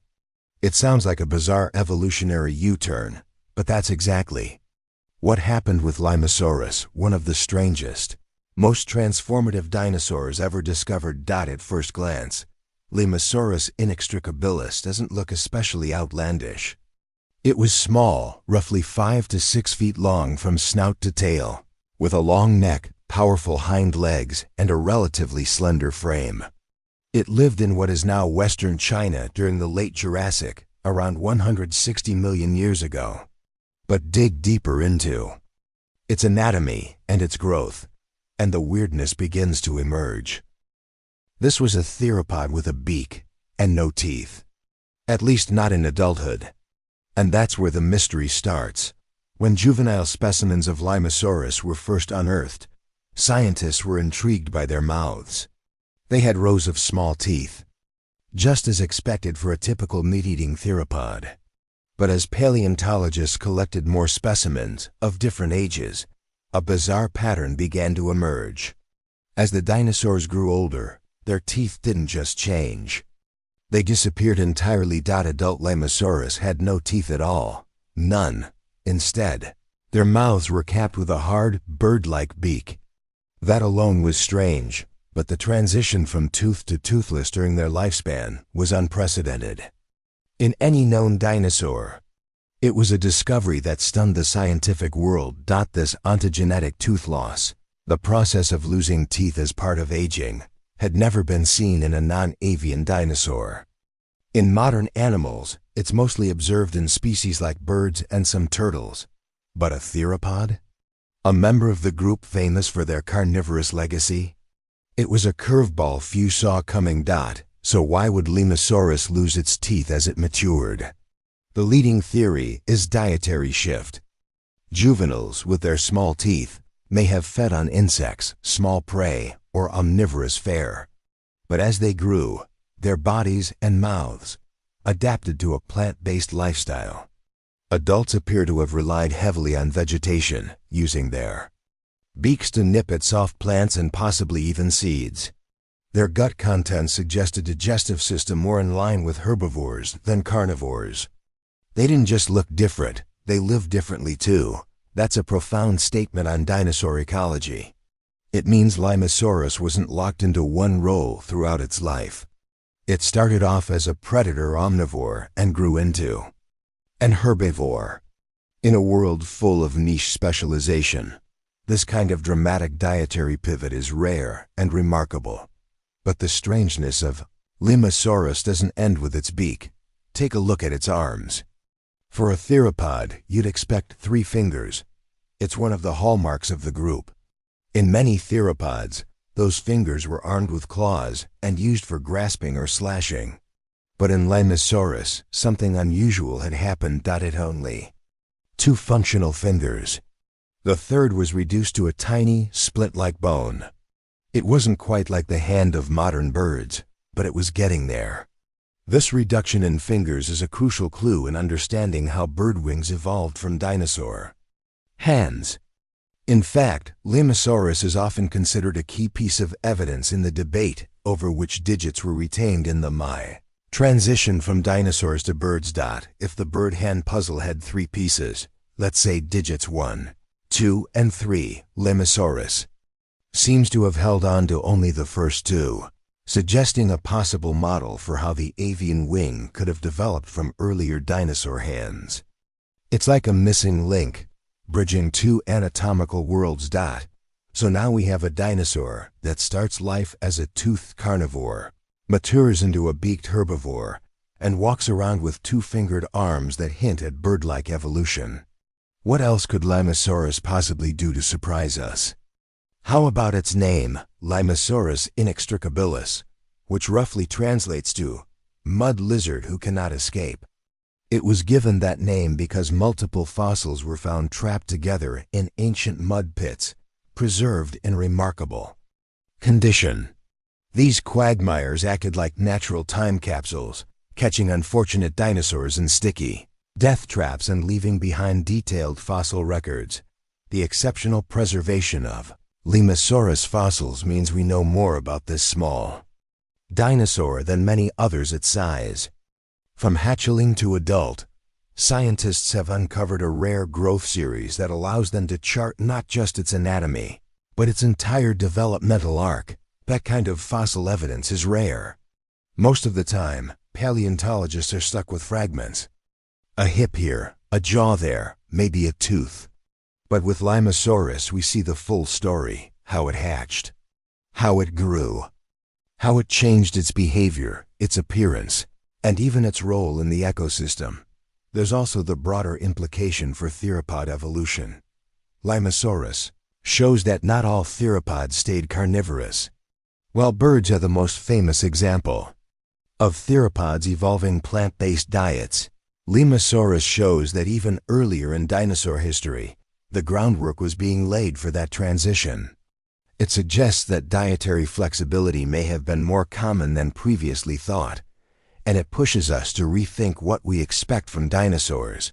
For decades, we painted them in broad strokes: meat-eaters and plant-eaters, predators and prey, divided along clear lines. But nature doesn't work that way. Evolution is messy. It tries out weird experiments. Some fail. Others survive just long enough to be captured in stone, waiting for us to find them. Limosaurus was one of those experiments. Its life was marked by transformation. From toothy hatchling to toothless adult, from meat-eater to plant nibbler, from 3-fingered hunter to 2-fingered forager. It was a dinosaur in flux, and that's what makes it extraordinary. It also forces us to reconsider how we reconstruct the behaviors of extinct animals. If you only had the adult form of Limosaurus, you'd assume it had always been toothless. You might even question whether it was a theropod at all. But thanks to the full fossil record, we see the truth. It didn't just defy expectations. It evolved across its own lifetime. Even today, modern animals rarely show such dramatic shifts in lifestyle. Some amphibians, like frogs, start as herbivorous tadpoles and become insectivores as adults, but this kind of metamorphosis is the exception, not the rule. In vertebrates, it's rare to see such clear examples of ontogenetic niche shifts, where juveniles and adults live very differently. And in the dinosaur world, Limosaurus stands alone. What it leaves us with is a deeper, richer view of dinosaur life, not as static creatures locked into a single role, but as dynamic animals whose lives were shaped by time, growth, and change. Dinosaurs weren't just giant lizards. They were complex, adaptable beings. Some fought with teeth, others evolved beaks. Some flew, others swam. And in the case of Limosaurus, some changed their entire way of life with age. It is, in every sense, a dinosaur that reinvented itself. And in doing so, it helps us reinvent our understanding of dinosaurs altogether. ChatGPT said, Chapter 10. The dinosaur that peaked too soon. Stygimalocthes, something undeniably fascinating about dome-headed dinosaurs. With skulls that looked like living helmets and spikes protruding like a medieval weapon, they've long captured the imagination of both scientists and the public. And among these so-called boneheads, none stirred up as much confusion or controversy as Stygimoloch. For decades, Stygimoloch spinifer was presented in museums and books as its own bizarre species, a medium-sized bipedal dinosaur, with a thick, spiky dome on its head that looked tailor-made for headbutting. Its name, inspired by Styx, the mythical river to the underworld, loosely means demon from the river of death. A fittingly dramatic title for a dinosaur that looked like it. Could have stepped out of a fantasy novel. But here's the twist. Stygimoloch might not have been a real species at all. At least not in the way we originally thought. Let's go back to what made Stygimoloch so strange in the first place. It belonged to a group of dinosaurs called pachycephalosaurs, literally thick-headed lizards known for their massively domed skulls. These creatures walked on two legs, had relatively short arms, and carried long tails for balance. Most were plant eaters, and they lived during the late Cretaceous, sharing the planet with giants like T-Rex and Triceratops. But where Stygimoloch stood out was in its skull. Unlike other pachycephalosaurs with smooth, rounded domes, this one had something extra: long, backward-sweeping spikes, some as long as 5 inches. Combine that with the dome, and you get a dinosaur head that looked more like a mace than a skull. Naturally, this led to wild speculation about what the spikes were for. Defense? Mating display? Social rank? Or perhaps, and most famously, for ramming. Like modern-day bighorn sheep or musk oxen, many believed pachycephalosaurs used their thick skulls in combat, slamming into each other in head-to-head battles for dominance. The visual was irresistible. Two dinosaurs charging at each other like gladiators, their domes crashing with a sound like thunder. That was the prevailing image for years, but as paleontologists dug deeper and technology improved, that story started to unravel. First, CT scans of pachycephalosaur skulls revealed that their domes might not have been ideal for headbutting after all. The bone structure was more complex and varied than originally thought. Some skulls had hollow spaces, others had bone that looked more spongy than solid. These weren't the steel-hard helmets once imagined. Then came the game-changing discovery. The idea that Stygimoloch might not be a separate species at all, but instead a teenager, specifically a teenage Pachycephalosaurus. This theory rocked the paleontology world. It suggested that what had been classified as different species, Dracorex, Stygimoloch, and Pachycephalosaurus, were actually the same animal at different growth stages. Here's how it breaks down.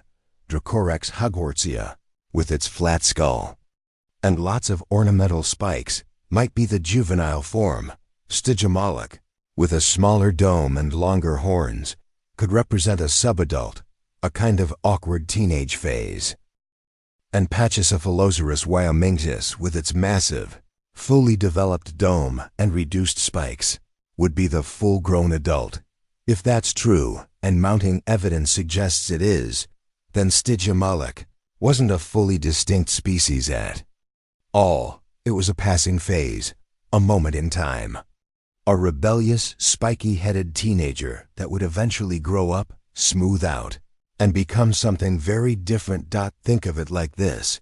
What if you named an entirely new species based on a teenager, not realizing it would change dramatically by adulthood? That's essentially what happened here. Paleontology doesn't always have the luxury of watching dinosaurs grow up. We find fossils frozen at random stages of life, and it's easy to mistake growth for diversity. This revelation has profound implications.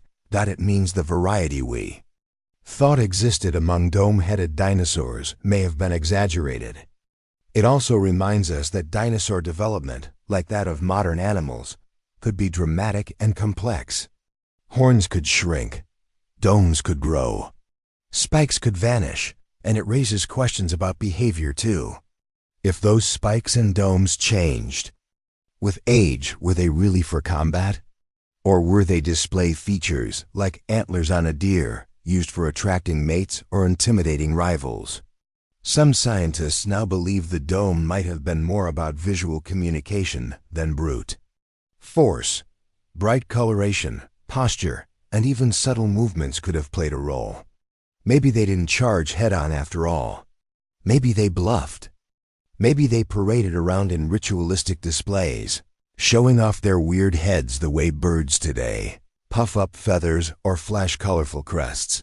But don't count out the combat theory just yet. Some Pachycephalosaurus skulls do show signs of injury. Lesions, fractures, healed dents. This suggests that some form of physical contest did occur.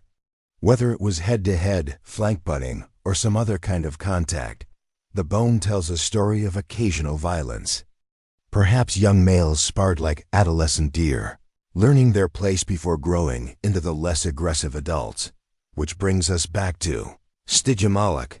If it was indeed a teenage version of Pachycephalosaurus, that makes it a rare and valuable window into how dinosaurs grew. It's a snapshot of awkward transition, like finding a fossil of a caterpillar halfway through becoming a butterfly. These transitional forms are gold for paleontologists because they show evolution in motion, not just the start or end result. It also highlights just how fluid our understanding of dinosaurs still is, even now. New discoveries are reshaping species we thought we knew. Manes change. Family trees are redrawn. Behaviors once assumed are now questioned. The fossil record doesn't lie, but it often tells a story more complicated than we expect, and Stygimoloch is a prime example. So, did it really exist? That depends on how you define existence. If you're asking whether a dinosaur with a spiky dome-headed skull once walked the earth, absolutely, yes. If you're asking whether it was a standalone species called Stygimoloch, probably not. But it was real. It lived, it grew, and it left behind clues. What's perhaps most captivating about Stygimoloch is that it forces us to think about identity, not just in terms of species, but in terms of time. It's the idea that a creature can be something completely different at different stages of life. That childhood, adolescence, and adulthood can all look like different animals. In that way, Stygimoloch didn't just peak too soon. It became a symbol for how change, both biological and scientific, is constant. And if we've learned anything from this misunderstood dinosaur, it's that no matter how spiky, strange, or short-lived a stage may be, it's still worth remembering. ChatGPT said, Chapter 11, The One-Fingered Oddity, Mononychus. Imagine a dinosaur no bigger than a turkey, covered in feathers, running across a late Cretaceous desert on skinny legs, stopping every so often to jab its stubby arms into a termite mound. Sounds more like a bird than a dinosaur, right? But this wasn't any bird. This was Mononychus, one of the strangest little creatures to ever walk the earth, and one of the most misunderstood. When Mononychus olecrinus was first discovered in Mongolia in the early 1990s, paleontologists weren't quite sure what to make of it. Here was a theropod dinosaur, the group that includes T-Rex and modern birds. But this one looked like it had been designed by a minimalist. Its arms were comically short. Its entire hand was reduced to a single large claw. And unlike the terrifying meat-eaters it was related to, Mononychus seemed almost harmless. But don't let its size fool you. This one-fingered dinosaur may not have been a predator in the traditional sense, but it was built with purpose. That lone, strong claw, it wasn't useless. It was a specialized tool, like a carpenter's chisel or an anteater's snout. Let's start with the body.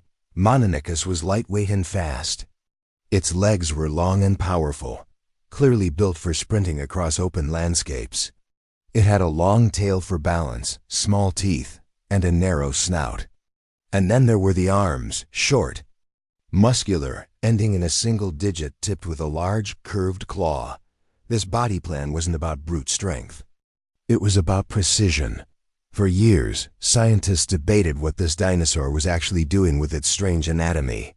Some early theories were wildly off base. One idea even suggested it was aquatic, using its stubby arms like flippers. But over time, and with better fossil evidence, a clearer picture began to emerge. The answer may lie in modern analogs. If we look at today's animals, the creature Monanicus most resembles isn't another dinosaur, it's the anteater or pangolin. These mammals also have short, powerful forelimbs with strong claws. And they use them for one thing: breaking into insect nests. That led to a compelling theory. Maybe Monanicus was an insectivore, a specialist feeder that used its claw to rip open termite mounds or ant colonies, then used its long, slender tongue to slurp up the bugs inside.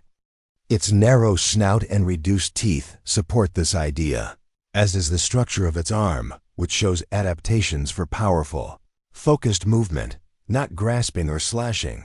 This behavior would make Monanicus a kind of Dinosaurian echidna, a small, fast, bug-hunting creature that lived in dry environments and made a living doing what no other dinosaur could. And that raises another point: specialization. Dinosaurs are often portrayed as big, lumbering generalists eating whatever was available, living wherever they could. But Monanicus challenges that view. It was specialized, adapted for a very specific ecological niche. It wasn't hunting other dinosaurs. It wasn't grazing on ferns. It was poking holes in dirt mounds and sucking up insects. That kind of ecological precision shows a level of evolutionary refinement we don't often associate with dinosaurs. And it wasn't alone. Monanicus was part of a group called Alvarezars, a weird, diverse lineage of feathered theropods that shared similar features: small size, reduced hands, long legs, and sometimes just one functioning finger. For a long time, these dinosaurs were hard to place in the family tree. Were they birds? Bird relatives? Some strange offshoot of Coelurosaurs? Eventually, they were recognized as their own branch of the dinosaur family, one that split off from other theropods and followed a unique evolutionary path. And while they never got huge or famous, they show that even in the age of giants, small specialists had a role to play. What's particularly intriguing about Monanicus is how it blurs the line between dinosaur and bird. It had feathers, likely, a full coat of them. It had a keeled sternum, like modern birds, to anchor powerful flight muscles. Even though it couldn't fly, it had a bird-like pelvis and a bird-like brain case. Yet it walked on the ground, didn't have wings in the traditional sense, and used its arms for digging instead of flying. In other words, it looked like a bird but behaved like something else entirely. This convergence, looking bird-like without being a bird, makes Monanicus a crucial piece in understanding avian evolution. It shows us that feathers didn't evolve solely for flight. They may have had multiple functions: insulation, display, perhaps even sensory use. And in creatures like Monanicus, we see the many experiments evolution was running before birds truly took off. Another reason Monanicus is so fascinating: its anatomy breaks expectations. Most theropods had 3 fingers. Some lost 1. T-Rex, for example, had 2. But Monanicus took reduction to the extreme: 1 functional finger. That's almost unheard of in the dinosaur world. Evolution doesn't usually gamble on reducing limbs unless there's a payoff. In this case, it seems the payoff was a claw. That could exert high force in a compact space, perfect for busting into hardened dirt or wood. But why would evolution favor that? Because nature always fills a void. Insects were abundant in the late Cretaceous. Termites were widespread, especially in arid environments. While mammals were still small and mostly nocturnal, a niche existed for a small, fast daytime hunter that could crack into nests and grab an easy meal. Monanicus fit that job description perfectly. It didn't need to be big. It didn't need to be scary. It just needed to be efficient. And efficiency is exactly what its body shows. You might ask, if Monanicus was so successful, Why don't we hear more about it? Part of the reason is fossil rarity. Alvarezars are notoriously hard to find. Their bones are small and fragile, easily destroyed or overlooked. Many early finds were fragmentary, making it hard to connect the dots. It wasn't until the discovery of more complete specimens in the Gobi Desert that paleontologists really began to piece together what these animals looked like. Even then, their weirdness made them controversial. For years, Manuka's fossils were debated hotly, especially regarding its place in the bird-dinosaur continuum. Some scientists argued it was closer to modern birds than many other theropods.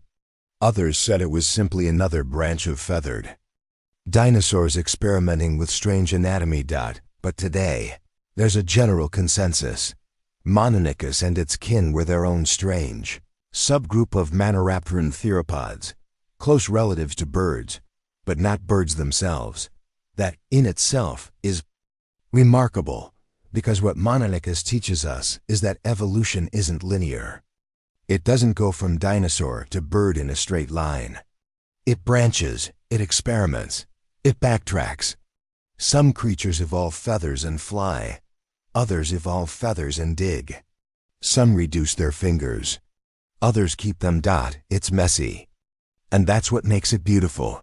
Mononychus reminds us that not all dinosaurs were about dominance or brute force. Some thrived through adaptation, finesse, and specialization. They weren't all massive. They weren't all terrifying. Some, like this one-fingered oddball, made their mark by finding a quiet corner of the ecosystem and mastering it. And in doing so, they left behind a mystery that still challenges how we think about dinosaurs. They weren't just ancient reptiles stomping through ferns. They were clever, dynamic creatures, solving problems, adapting to their world, and sometimes digging in the dirt for ants. Chapter 12. The herbivore with a hook. Nigersaurus at first glance. Nigersaurus looks like a joke. A dinosaur with a face so flat it seems cartoonish, teeth arranged in a straight line like a vacuum cleaner brush, and a skull so light it could practically float. But don't laugh just yet, because Nigersaurus wasn't a mistake of nature. It was an evolutionary specialist, a grazing machine designed for a very specific way of life, discovered in the Republic of Niger in the Sahara Desert. Nigersaurus ticoidi is one of the most bizarre sauropods ever found. And that's saying something, considering this group includes giants with sails, clubs, and even armor.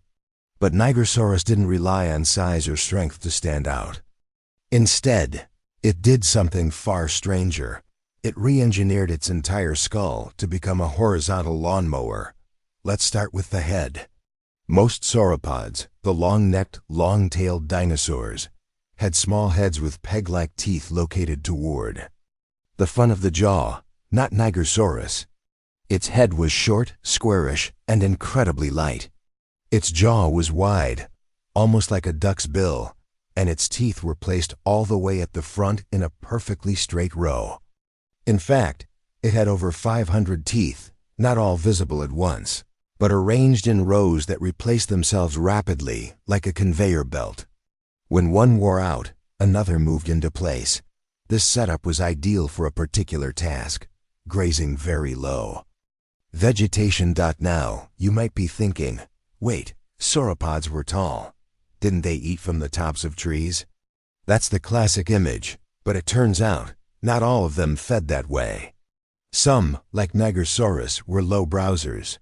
In fact, biomechanical studies suggest it kept its head held down most of the time, with its snout close to the ground.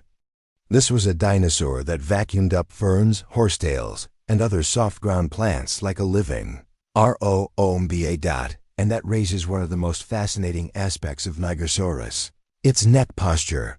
Paleontologists used CT scans and 3D modeling to study the inner ear and vertebrae of Nigersaurus, allowing them to estimate the habitual angle of the head. The result? Its skull was almost always pointed downward. That odd, flat face wasn't some deformity. It was perfectly adapted for ground level grazing. while others stretched for leaves above. Nigersaurus scoured the earth for greens. It's like evolution was playing with contrast. What if we take a sauropod, but flip the script? Even the bones of Nigersaurus add to its mystery. Its skull is so lightweight and full of openings that it's sometimes compared to paper, thin, delicate, almost fragile. Yet somehow it supported a complex feeding system with numerous teeth, muscles, and nerves. Nature, as usual, found the balance between strength and weight. This extreme lightness would have helped the animal keep its head down for long periods without tiring. Its body followed the typical sauropod layout: long neck, stocky body, thick legs, and a long tail. But it wasn't a giant like Argentinosaurus or Brachiosaurus. It was modest by sauropod standards, around 30 feet long, maybe weighing 4 tons. Still big, but not massive. It didn't need to be. Its strategy wasn't intimidation or reach. It was efficiency. And that's where the teeth come back in. Most herbivorous dinosaurs had teeth adapted to shear, clip, or strip vegetation. Nigersaurus, on the other hand, had teeth shaped like columns, ideal for slicing soft plant matter. But more importantly, those teeth wore down fast. That's where the hundreds of backup teeth came in. It's estimated that Nigersaurus replaced its teeth every 14 days. That's astonishing, one of the fastest tooth replacement rates in the entire dinosaur record. Imagine needing new teeth twice a month. That gives you an idea of how much wear and tear Nigersaurus dealt with while feeding. Its wide muzzle and front-loaded teeth also meant it could cover a large feeding area with minimal movement. Head down, neck sweeping slowly from side to side. It could graze for hours without lifting a foot.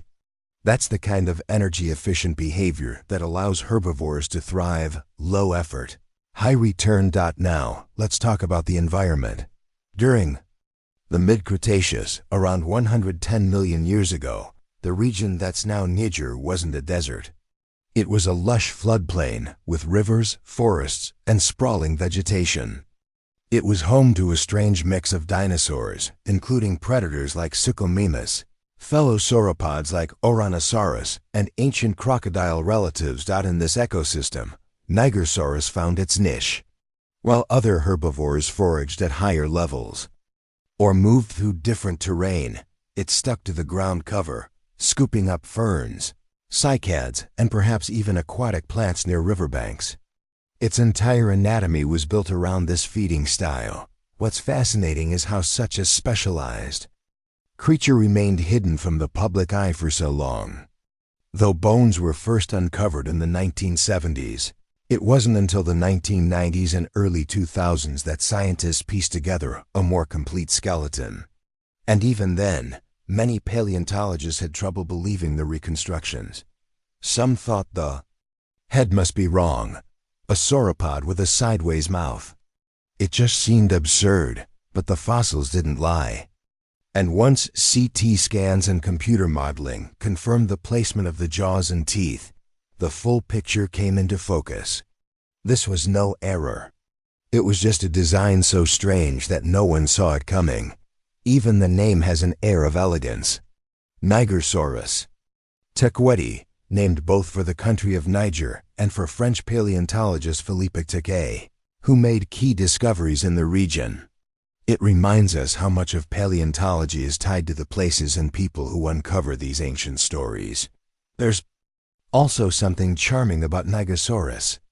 In a world filled with terrifying predators and towering titans, here was a dinosaur that quietly did its job, grazing, moving slowly, keeping its head down. It didn't need horns or claws. It didn't need to roar or charge. It was a gentle, specialized feeder. And that gentleness is part of what makes it so compelling. In fact, it's become something of a cult favorite among dinosaur fans in recent years. Its weirdness, once a source of skepticism, is now its charm. Kids love it. Paleontologists love it. Even robotic reconstructions have tried to capture how it moved and fed. And scientifically, Nigersaurus plays an important role. It helps paleontologists understand diversity within sauropods. It shows that even within a single group, evolution can create wildly different feeding strategies and body plans. It challenges the idea that sauropods were all just giant, long-necked tree munchers. Some, like Nigersaurus, were more like ancient cow analogs, heads low, sweeping up whatever the land offered. So what does this dinosaur really teach us? That evolution isn't just about extremes. It's about finding ways to thrive, sometimes through size or speed, but sometimes through specialization. It teaches us that even the most familiar categories, like sauropod, can surprise us. And it reminds us that in the fossil record, the quiet ones, the grazers, the specialists, the oddballs often have the most interesting stories, because weird doesn't mean wrong. And in the case of Nigersaurus, weird meant perfectly adapted. Hopter 13, the dino with penguin wings, Caudipteryxogen, a dinosaur the size of a peacock, with feathers like a bird, a beak instead of teeth, long legs made for sprinting, and stubby arms that looked like wings but couldn't fly. Now picture it strutting across the muddy flats of what is now northeastern China, fluffing its plumage and pecking at insects, seeds, and maybe the occasional lizard.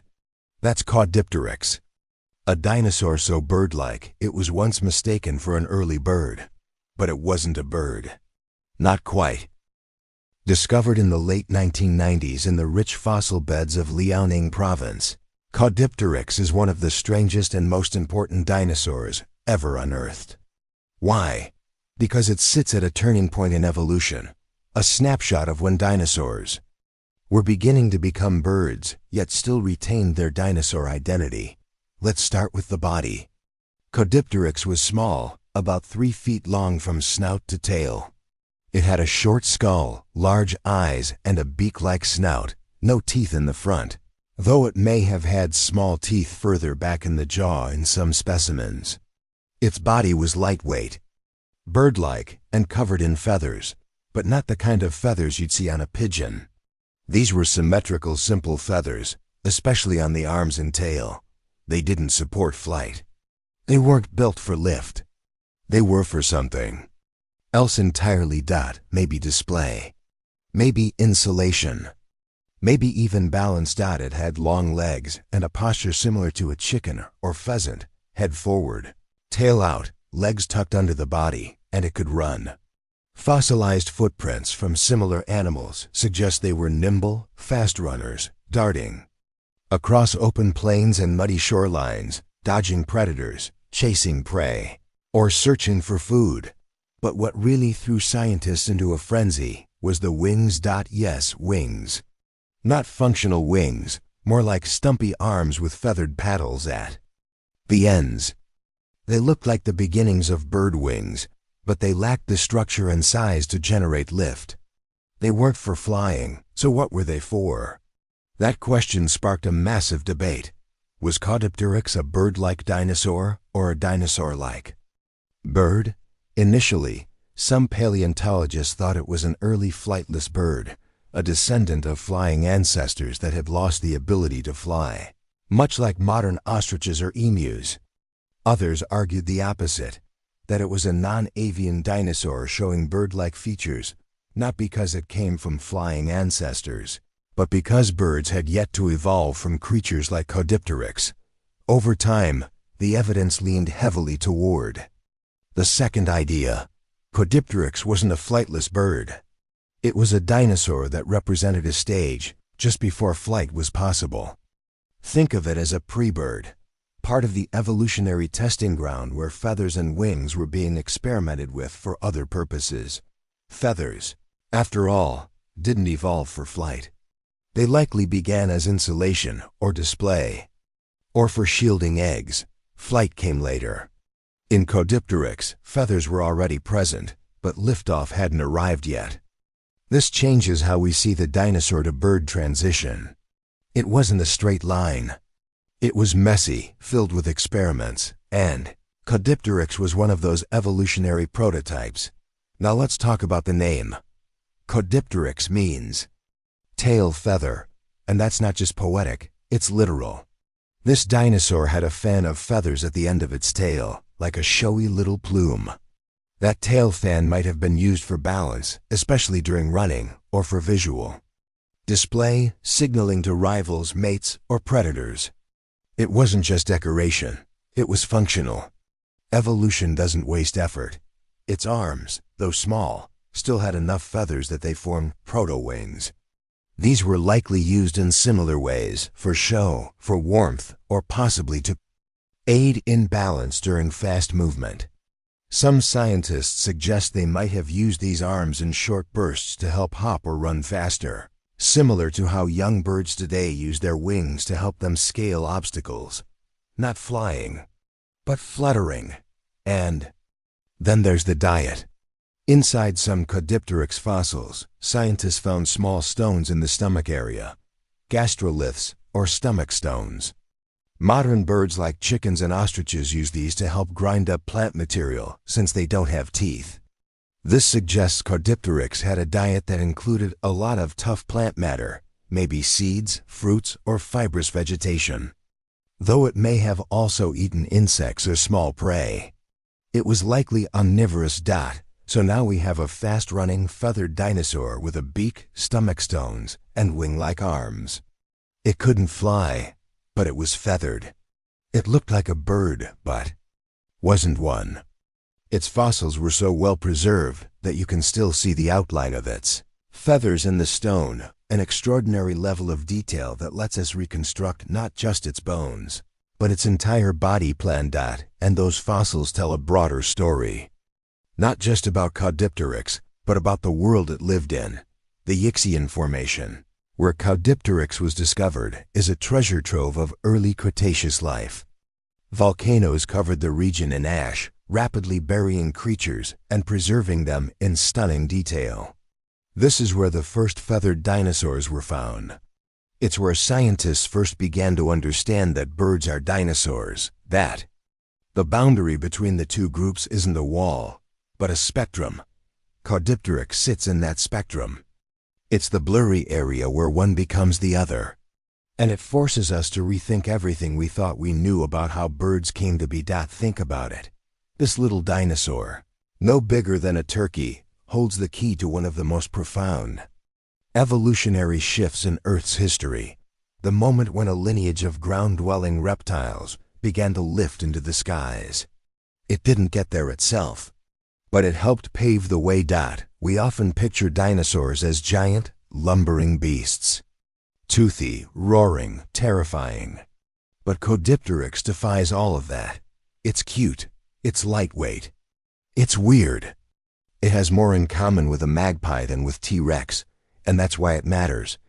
Because if dinosaurs were this diverse, if some were turning into birds while others grew sails, clubs, and crests, then our understanding of prehistory needs to shift. Dinosaurs weren't just survivors. They were innovators. They were experimenters. They were evolving in ways we're only just beginning to understand. And Caudipteryx? It's one of the best windows into that experimentation. So the next time you see a pigeon strutting across a sidewalk, or a chicken pecking in a yard, remember this. You're looking at the descendants of animals like Caudipteryx. Creatures that couldn't fly, but wore feathers. That ran but looked like birds. That bridged the ancient and the modern. Because flight didn't begin in a single moment. It began in stages. With feathers, with wings, with experiments, with dinosaurs that looked like birds before birds were even a thing. And Caudipteryx was one of those pioneers. Chapter 14, the predator with the trumpet head. Cryolophosaurs, the frozen wastes of Antarctica, where ice stretches for miles. And silence rules the landscape. It's hard to imagine a time when dinosaurs roamed. But rewind the clock 190 million years, and the southernmost continent tells a very different story. Lush forests covered the land, rivers meandered through valleys, and in the midst of it all stalked a strange and elegant predator, Cryolophosaurus. Not every day you find a dinosaur with a flamboyant, wave-like crest perched across its forehead like a mohawk made of bone. And it's certainly not every day you find that dinosaur buried in Antarctic rock. That's part of what makes Cryolophosaurus so strange. Not just how it looked, but where it lived. Let's start with the basics. Cryolophosaurus elioti was discovered in the early 1990s during an expedition to the Transantarctic Mountains. The name means cold crest lizard, a nod to both its frozen grave and its bizarre sideways crest. And this wasn't some tiny creature. At around 20 to 25 feet long, it was one of the largest predators of its time, roaming the early Jurassic landscape as a top carnivore. Now, let's talk about that crest. Unlike the straight, vertical crests seen on some hadrosaurs or the head domes of pachycephalosaurs, Cryolophosaurus had a crest that swept sideways, a thin, elaborate wave of bone rising from the top of the skull and curling over the eyes. It looked like a prehistoric pompadour. And no other known dinosaur has a crest quite like it. Was it a weapon? Unlikely. The crest was thin and delicate, too fragile for combat. More likely it was for display. Perhaps it helped males attract mates. Perhaps it helped individuals recognize each other in the dense, fern-covered forests. Maybe it was used to signal dominance or age, or even emotional states. In today's world, birds use flashy feathers, wattles, and crests for similar reasons. Dinosaurs, being their ancestors, likely played by similar rules. What's even more fascinating is how Cryolophosaurus fits into the dinosaur family tree. It was an early theropod, the same broad group that would eventually include giants like T-Rex and even birds. But it lived far earlier than most of the iconic carnivores we know today, and it still bore the marks of that primitive stage. Its skull, for instance, was long and narrow, with large fenestrae, the openings in the skull that reduced weight and gave muscles room to anchor. Its teeth were blade-like and serrated, perfect for slicing through flesh. Its arms, while short, had strong claws, and its legs were built for running. This was not a sluggish predator. It was fast, agile, and powerful, and it had to be, because the environment it lived in was nothing like the icy expanse of modern Antarctica.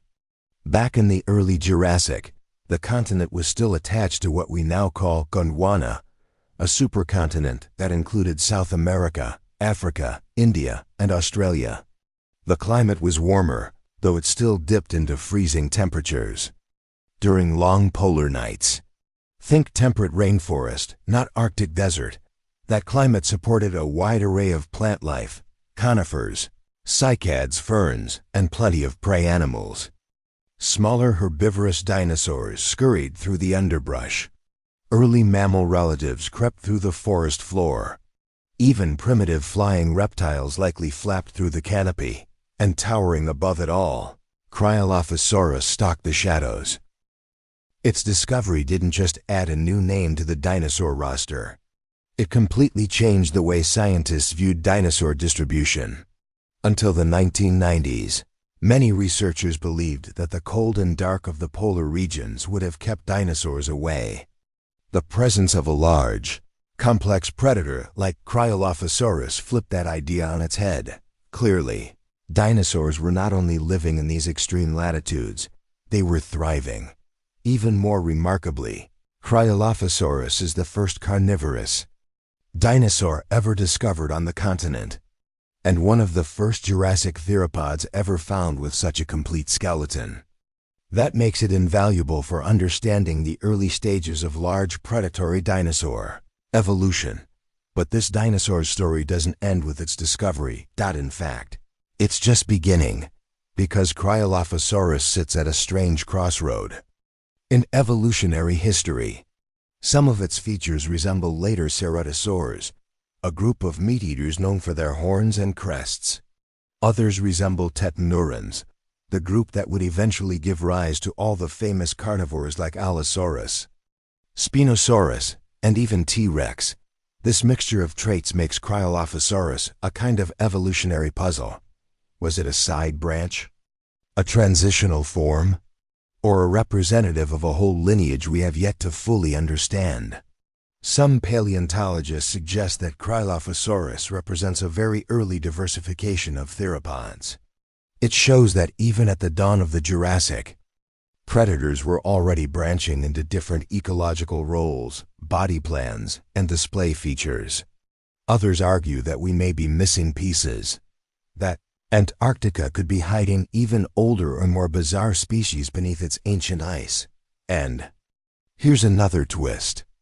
The fossil was found nearly 13,000 feet up in the mountains. How does that happen? Because over millions of years, Antarctica's crust has shifted, risen, and transformed. What was once a river valley became a mountaintop. The bones of Cryolophosaurus, preserved in fine silt and volcanic ash, were lifted to the skies by the slow motion of tectonic plates, a journey nearly as strange as the dinosaur itself. And though it's known from only one partial skeleton, that skeleton is telling scientists a lot. From muscle attachments to skull shape, from leg proportions to feather possibilities, though no feathers have been found yet, every part of the fossil is a clue, a story frozen in time, a whisper from a world now lost beneath the snow. But Cryolophosaurus also forces us to confront something deeper. We often think of dinosaurs as creatures of the tropics, of sun-drenched deserts and fern-filled jungles. But that's only part of the truth. Dinosaurs were global. They were adaptable. They lived in hot climates and cold, on islands and mountains, in swamps and deserts and polar forests. And if a bizarre, crested predator could survive months of winter darkness, chase down prey in the half-light, and still grow to 20 feet long, what else might be hidden in the unexplored corners of Earth's past? That's the power of Cryolophosaurus. It doesn't just challenge our assumptions, it throws open a door into forgotten ecosystems, into climates we never imagined dinosaurs thriving in, into body designs that defy expectations, because nature doesn't follow our rules, evolution doesn't care about categories. And dinosaurs, especially the bizarre ones, are reminders that life is far more creative than we give it credit for. So next time you picture Antarctica, don't just see snow and silence. Picture a dense forest, a distant roar, a flash of movement, and a predator with a bony trumpet crest, weaving between the trees like a ghost of another world. Cryolophosaurus real. And it was magnificent. Chapter 15. The Horned Giant with Vampire Fangs. Diablosaurops in the Badlands of Utah, where red rocks stretch beneath a burning sky and wind carves stories into stone. A skull emerged from the dust, a skull unlike anything paleontologists had ever seen. It had horns, it had frills, and rising from its head like twin daggers were two curved, backward sweeping spikes that looked more like vampire fangs than anything you'd expect on a plant-eating dinosaur. This was Diablosaurops, the devil-horned face. And yes, it looked every bit as fierce as its name suggests. But don't let the terrifying appearance fool you. Diablosaurops wasn't a carnivore. It was a ceratopsian, a member of the same family as Triceratops, with a beak for cropping plants and a frill that likely served for defense, display, or both. Yet it wasn't just another copy of its more famous cousin. It was older, stranger, and it was the first known member of its kind to sport that incredible combination of two massive brow horns plus those dramatic curved spikes jutting from its frill. At roughly 20 feet long and weighing around 2 tons, Diablosaurops was no small animal. It moved on 4 sturdy legs with a heavy, barrel-shaped body and a head that could account for nearly a third of its entire length. But what really set it apart was that skull, a grotesque yet fascinating arrangement of bone, horn, and frill that made it look like a medieval war beast designed by nature itself. The horns above its eyes were long, thick, and pointed forward. That part isn't so unusual for ceratopsians. But sprouting from the top edge of its frill were 2 enormous, backward curving spikes, almost like ram horns turned inside out. These weren't subtle little bumps. They were each over a foot long, curling menacingly behind its head. And while they probably wouldn't have been much use in actual combat, they were positioned too far back.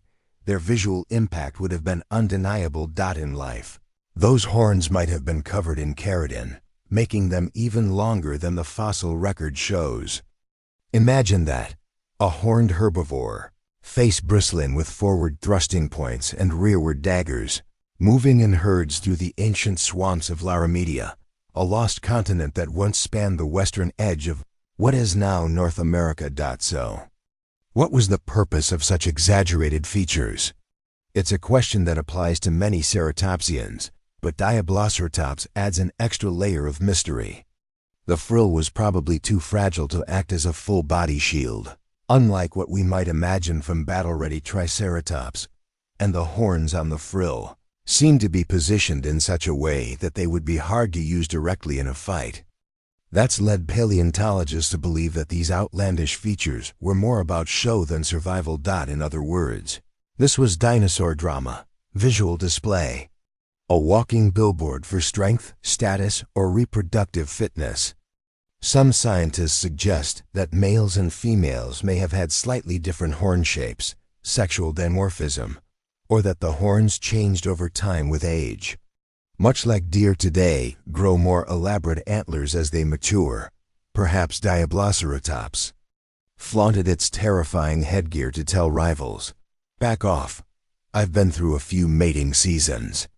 But display isn't the whole story, because when you look closely at the fossilized bones of Diabloceratops, you start to see the remnants of an earlier lineage.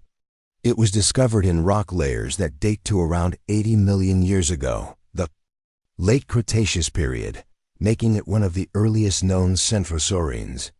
Centrosaurines were a subgroup of ceratopsians that included the likes of Centrosaurus and Styracosaurus, known for their elaborate facial horns and frills. What this means is that Diabloceratops wasn't just bizarre, it was foundational. It's like catching a glimpse of a famous artist's early work and realizing, this is where the style began. Because here's the thing, dinosaur evolution isn't always about steady improvement. It's about experimentation, branches, dead ends.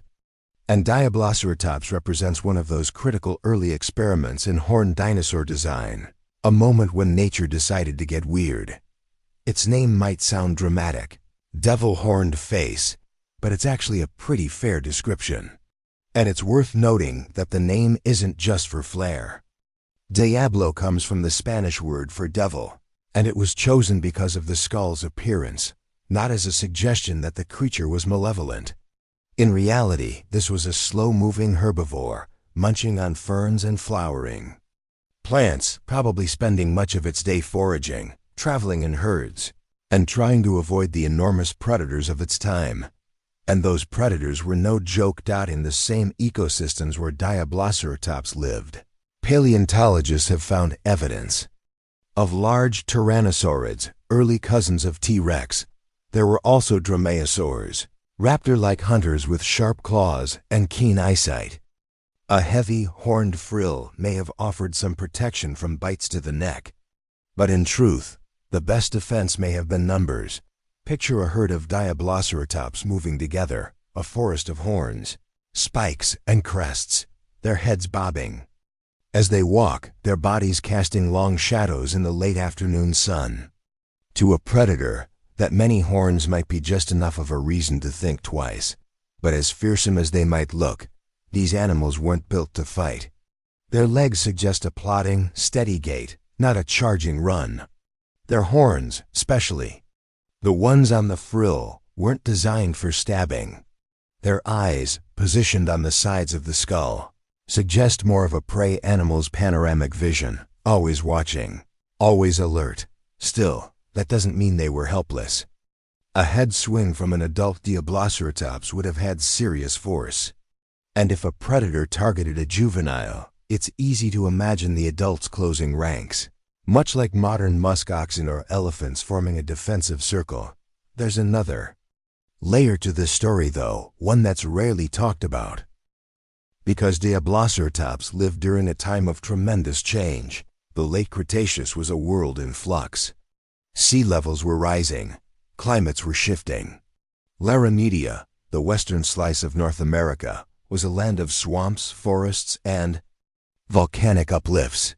Plants were diversifying rapidly, especially flowering ones, and herbivores had to adapt to new food sources, new predators, and new competitors. That might explain why we start seeing more experimental forms. Dinosaurs with wild horns, strange crests, unique skull shapes. It wasn't just about survival anymore. It was about standing out. And in that game, Diabloceratops was a master. Its discovery, relatively recent compared to other dinosaurs, opened up a whole new realm of questions. What other early ceratopsians have we missed? Are there more transitional species waiting to be found? What was the precise function of each horn or spike? Were these features used in combination, a warning, a lure, a message? We may never know all the answers. But that's what makes Diabloceratops so compelling. It's not just an oddity, it's a mystery. A relic from a time when the rules were still being written. And that's the perfect way to end this journey. Because over the course of 15 chapters, we've traveled across continents and millions of years. We've met dinosaurs that swam, glided, tunneled, and even evolved backward. We've seen horns, sails, claws, crests, and things we never imagined would show up on creatures so ancient. Each one strange in its own way. Each one bending the idea of what a dinosaur could be, and Diabloceratops. It's the grand finale, a beast that looks like a monster but lived as a grazer, a gentle giant with the face of a demon. A reminder that bizarre doesn't always mean dangerous. And ordinary never meant boring. The fossil record is far from complete. New discoveries are made every year. But if one thing is certain, it's this. Dinosaurs were more diverse, more imaginative, and more mind-blowingly weird than we ever dreamed. And who knows? The next strange creature might be waiting just beneath your feet. A devil-faced mystery, frozen in stone, ready to tell its story.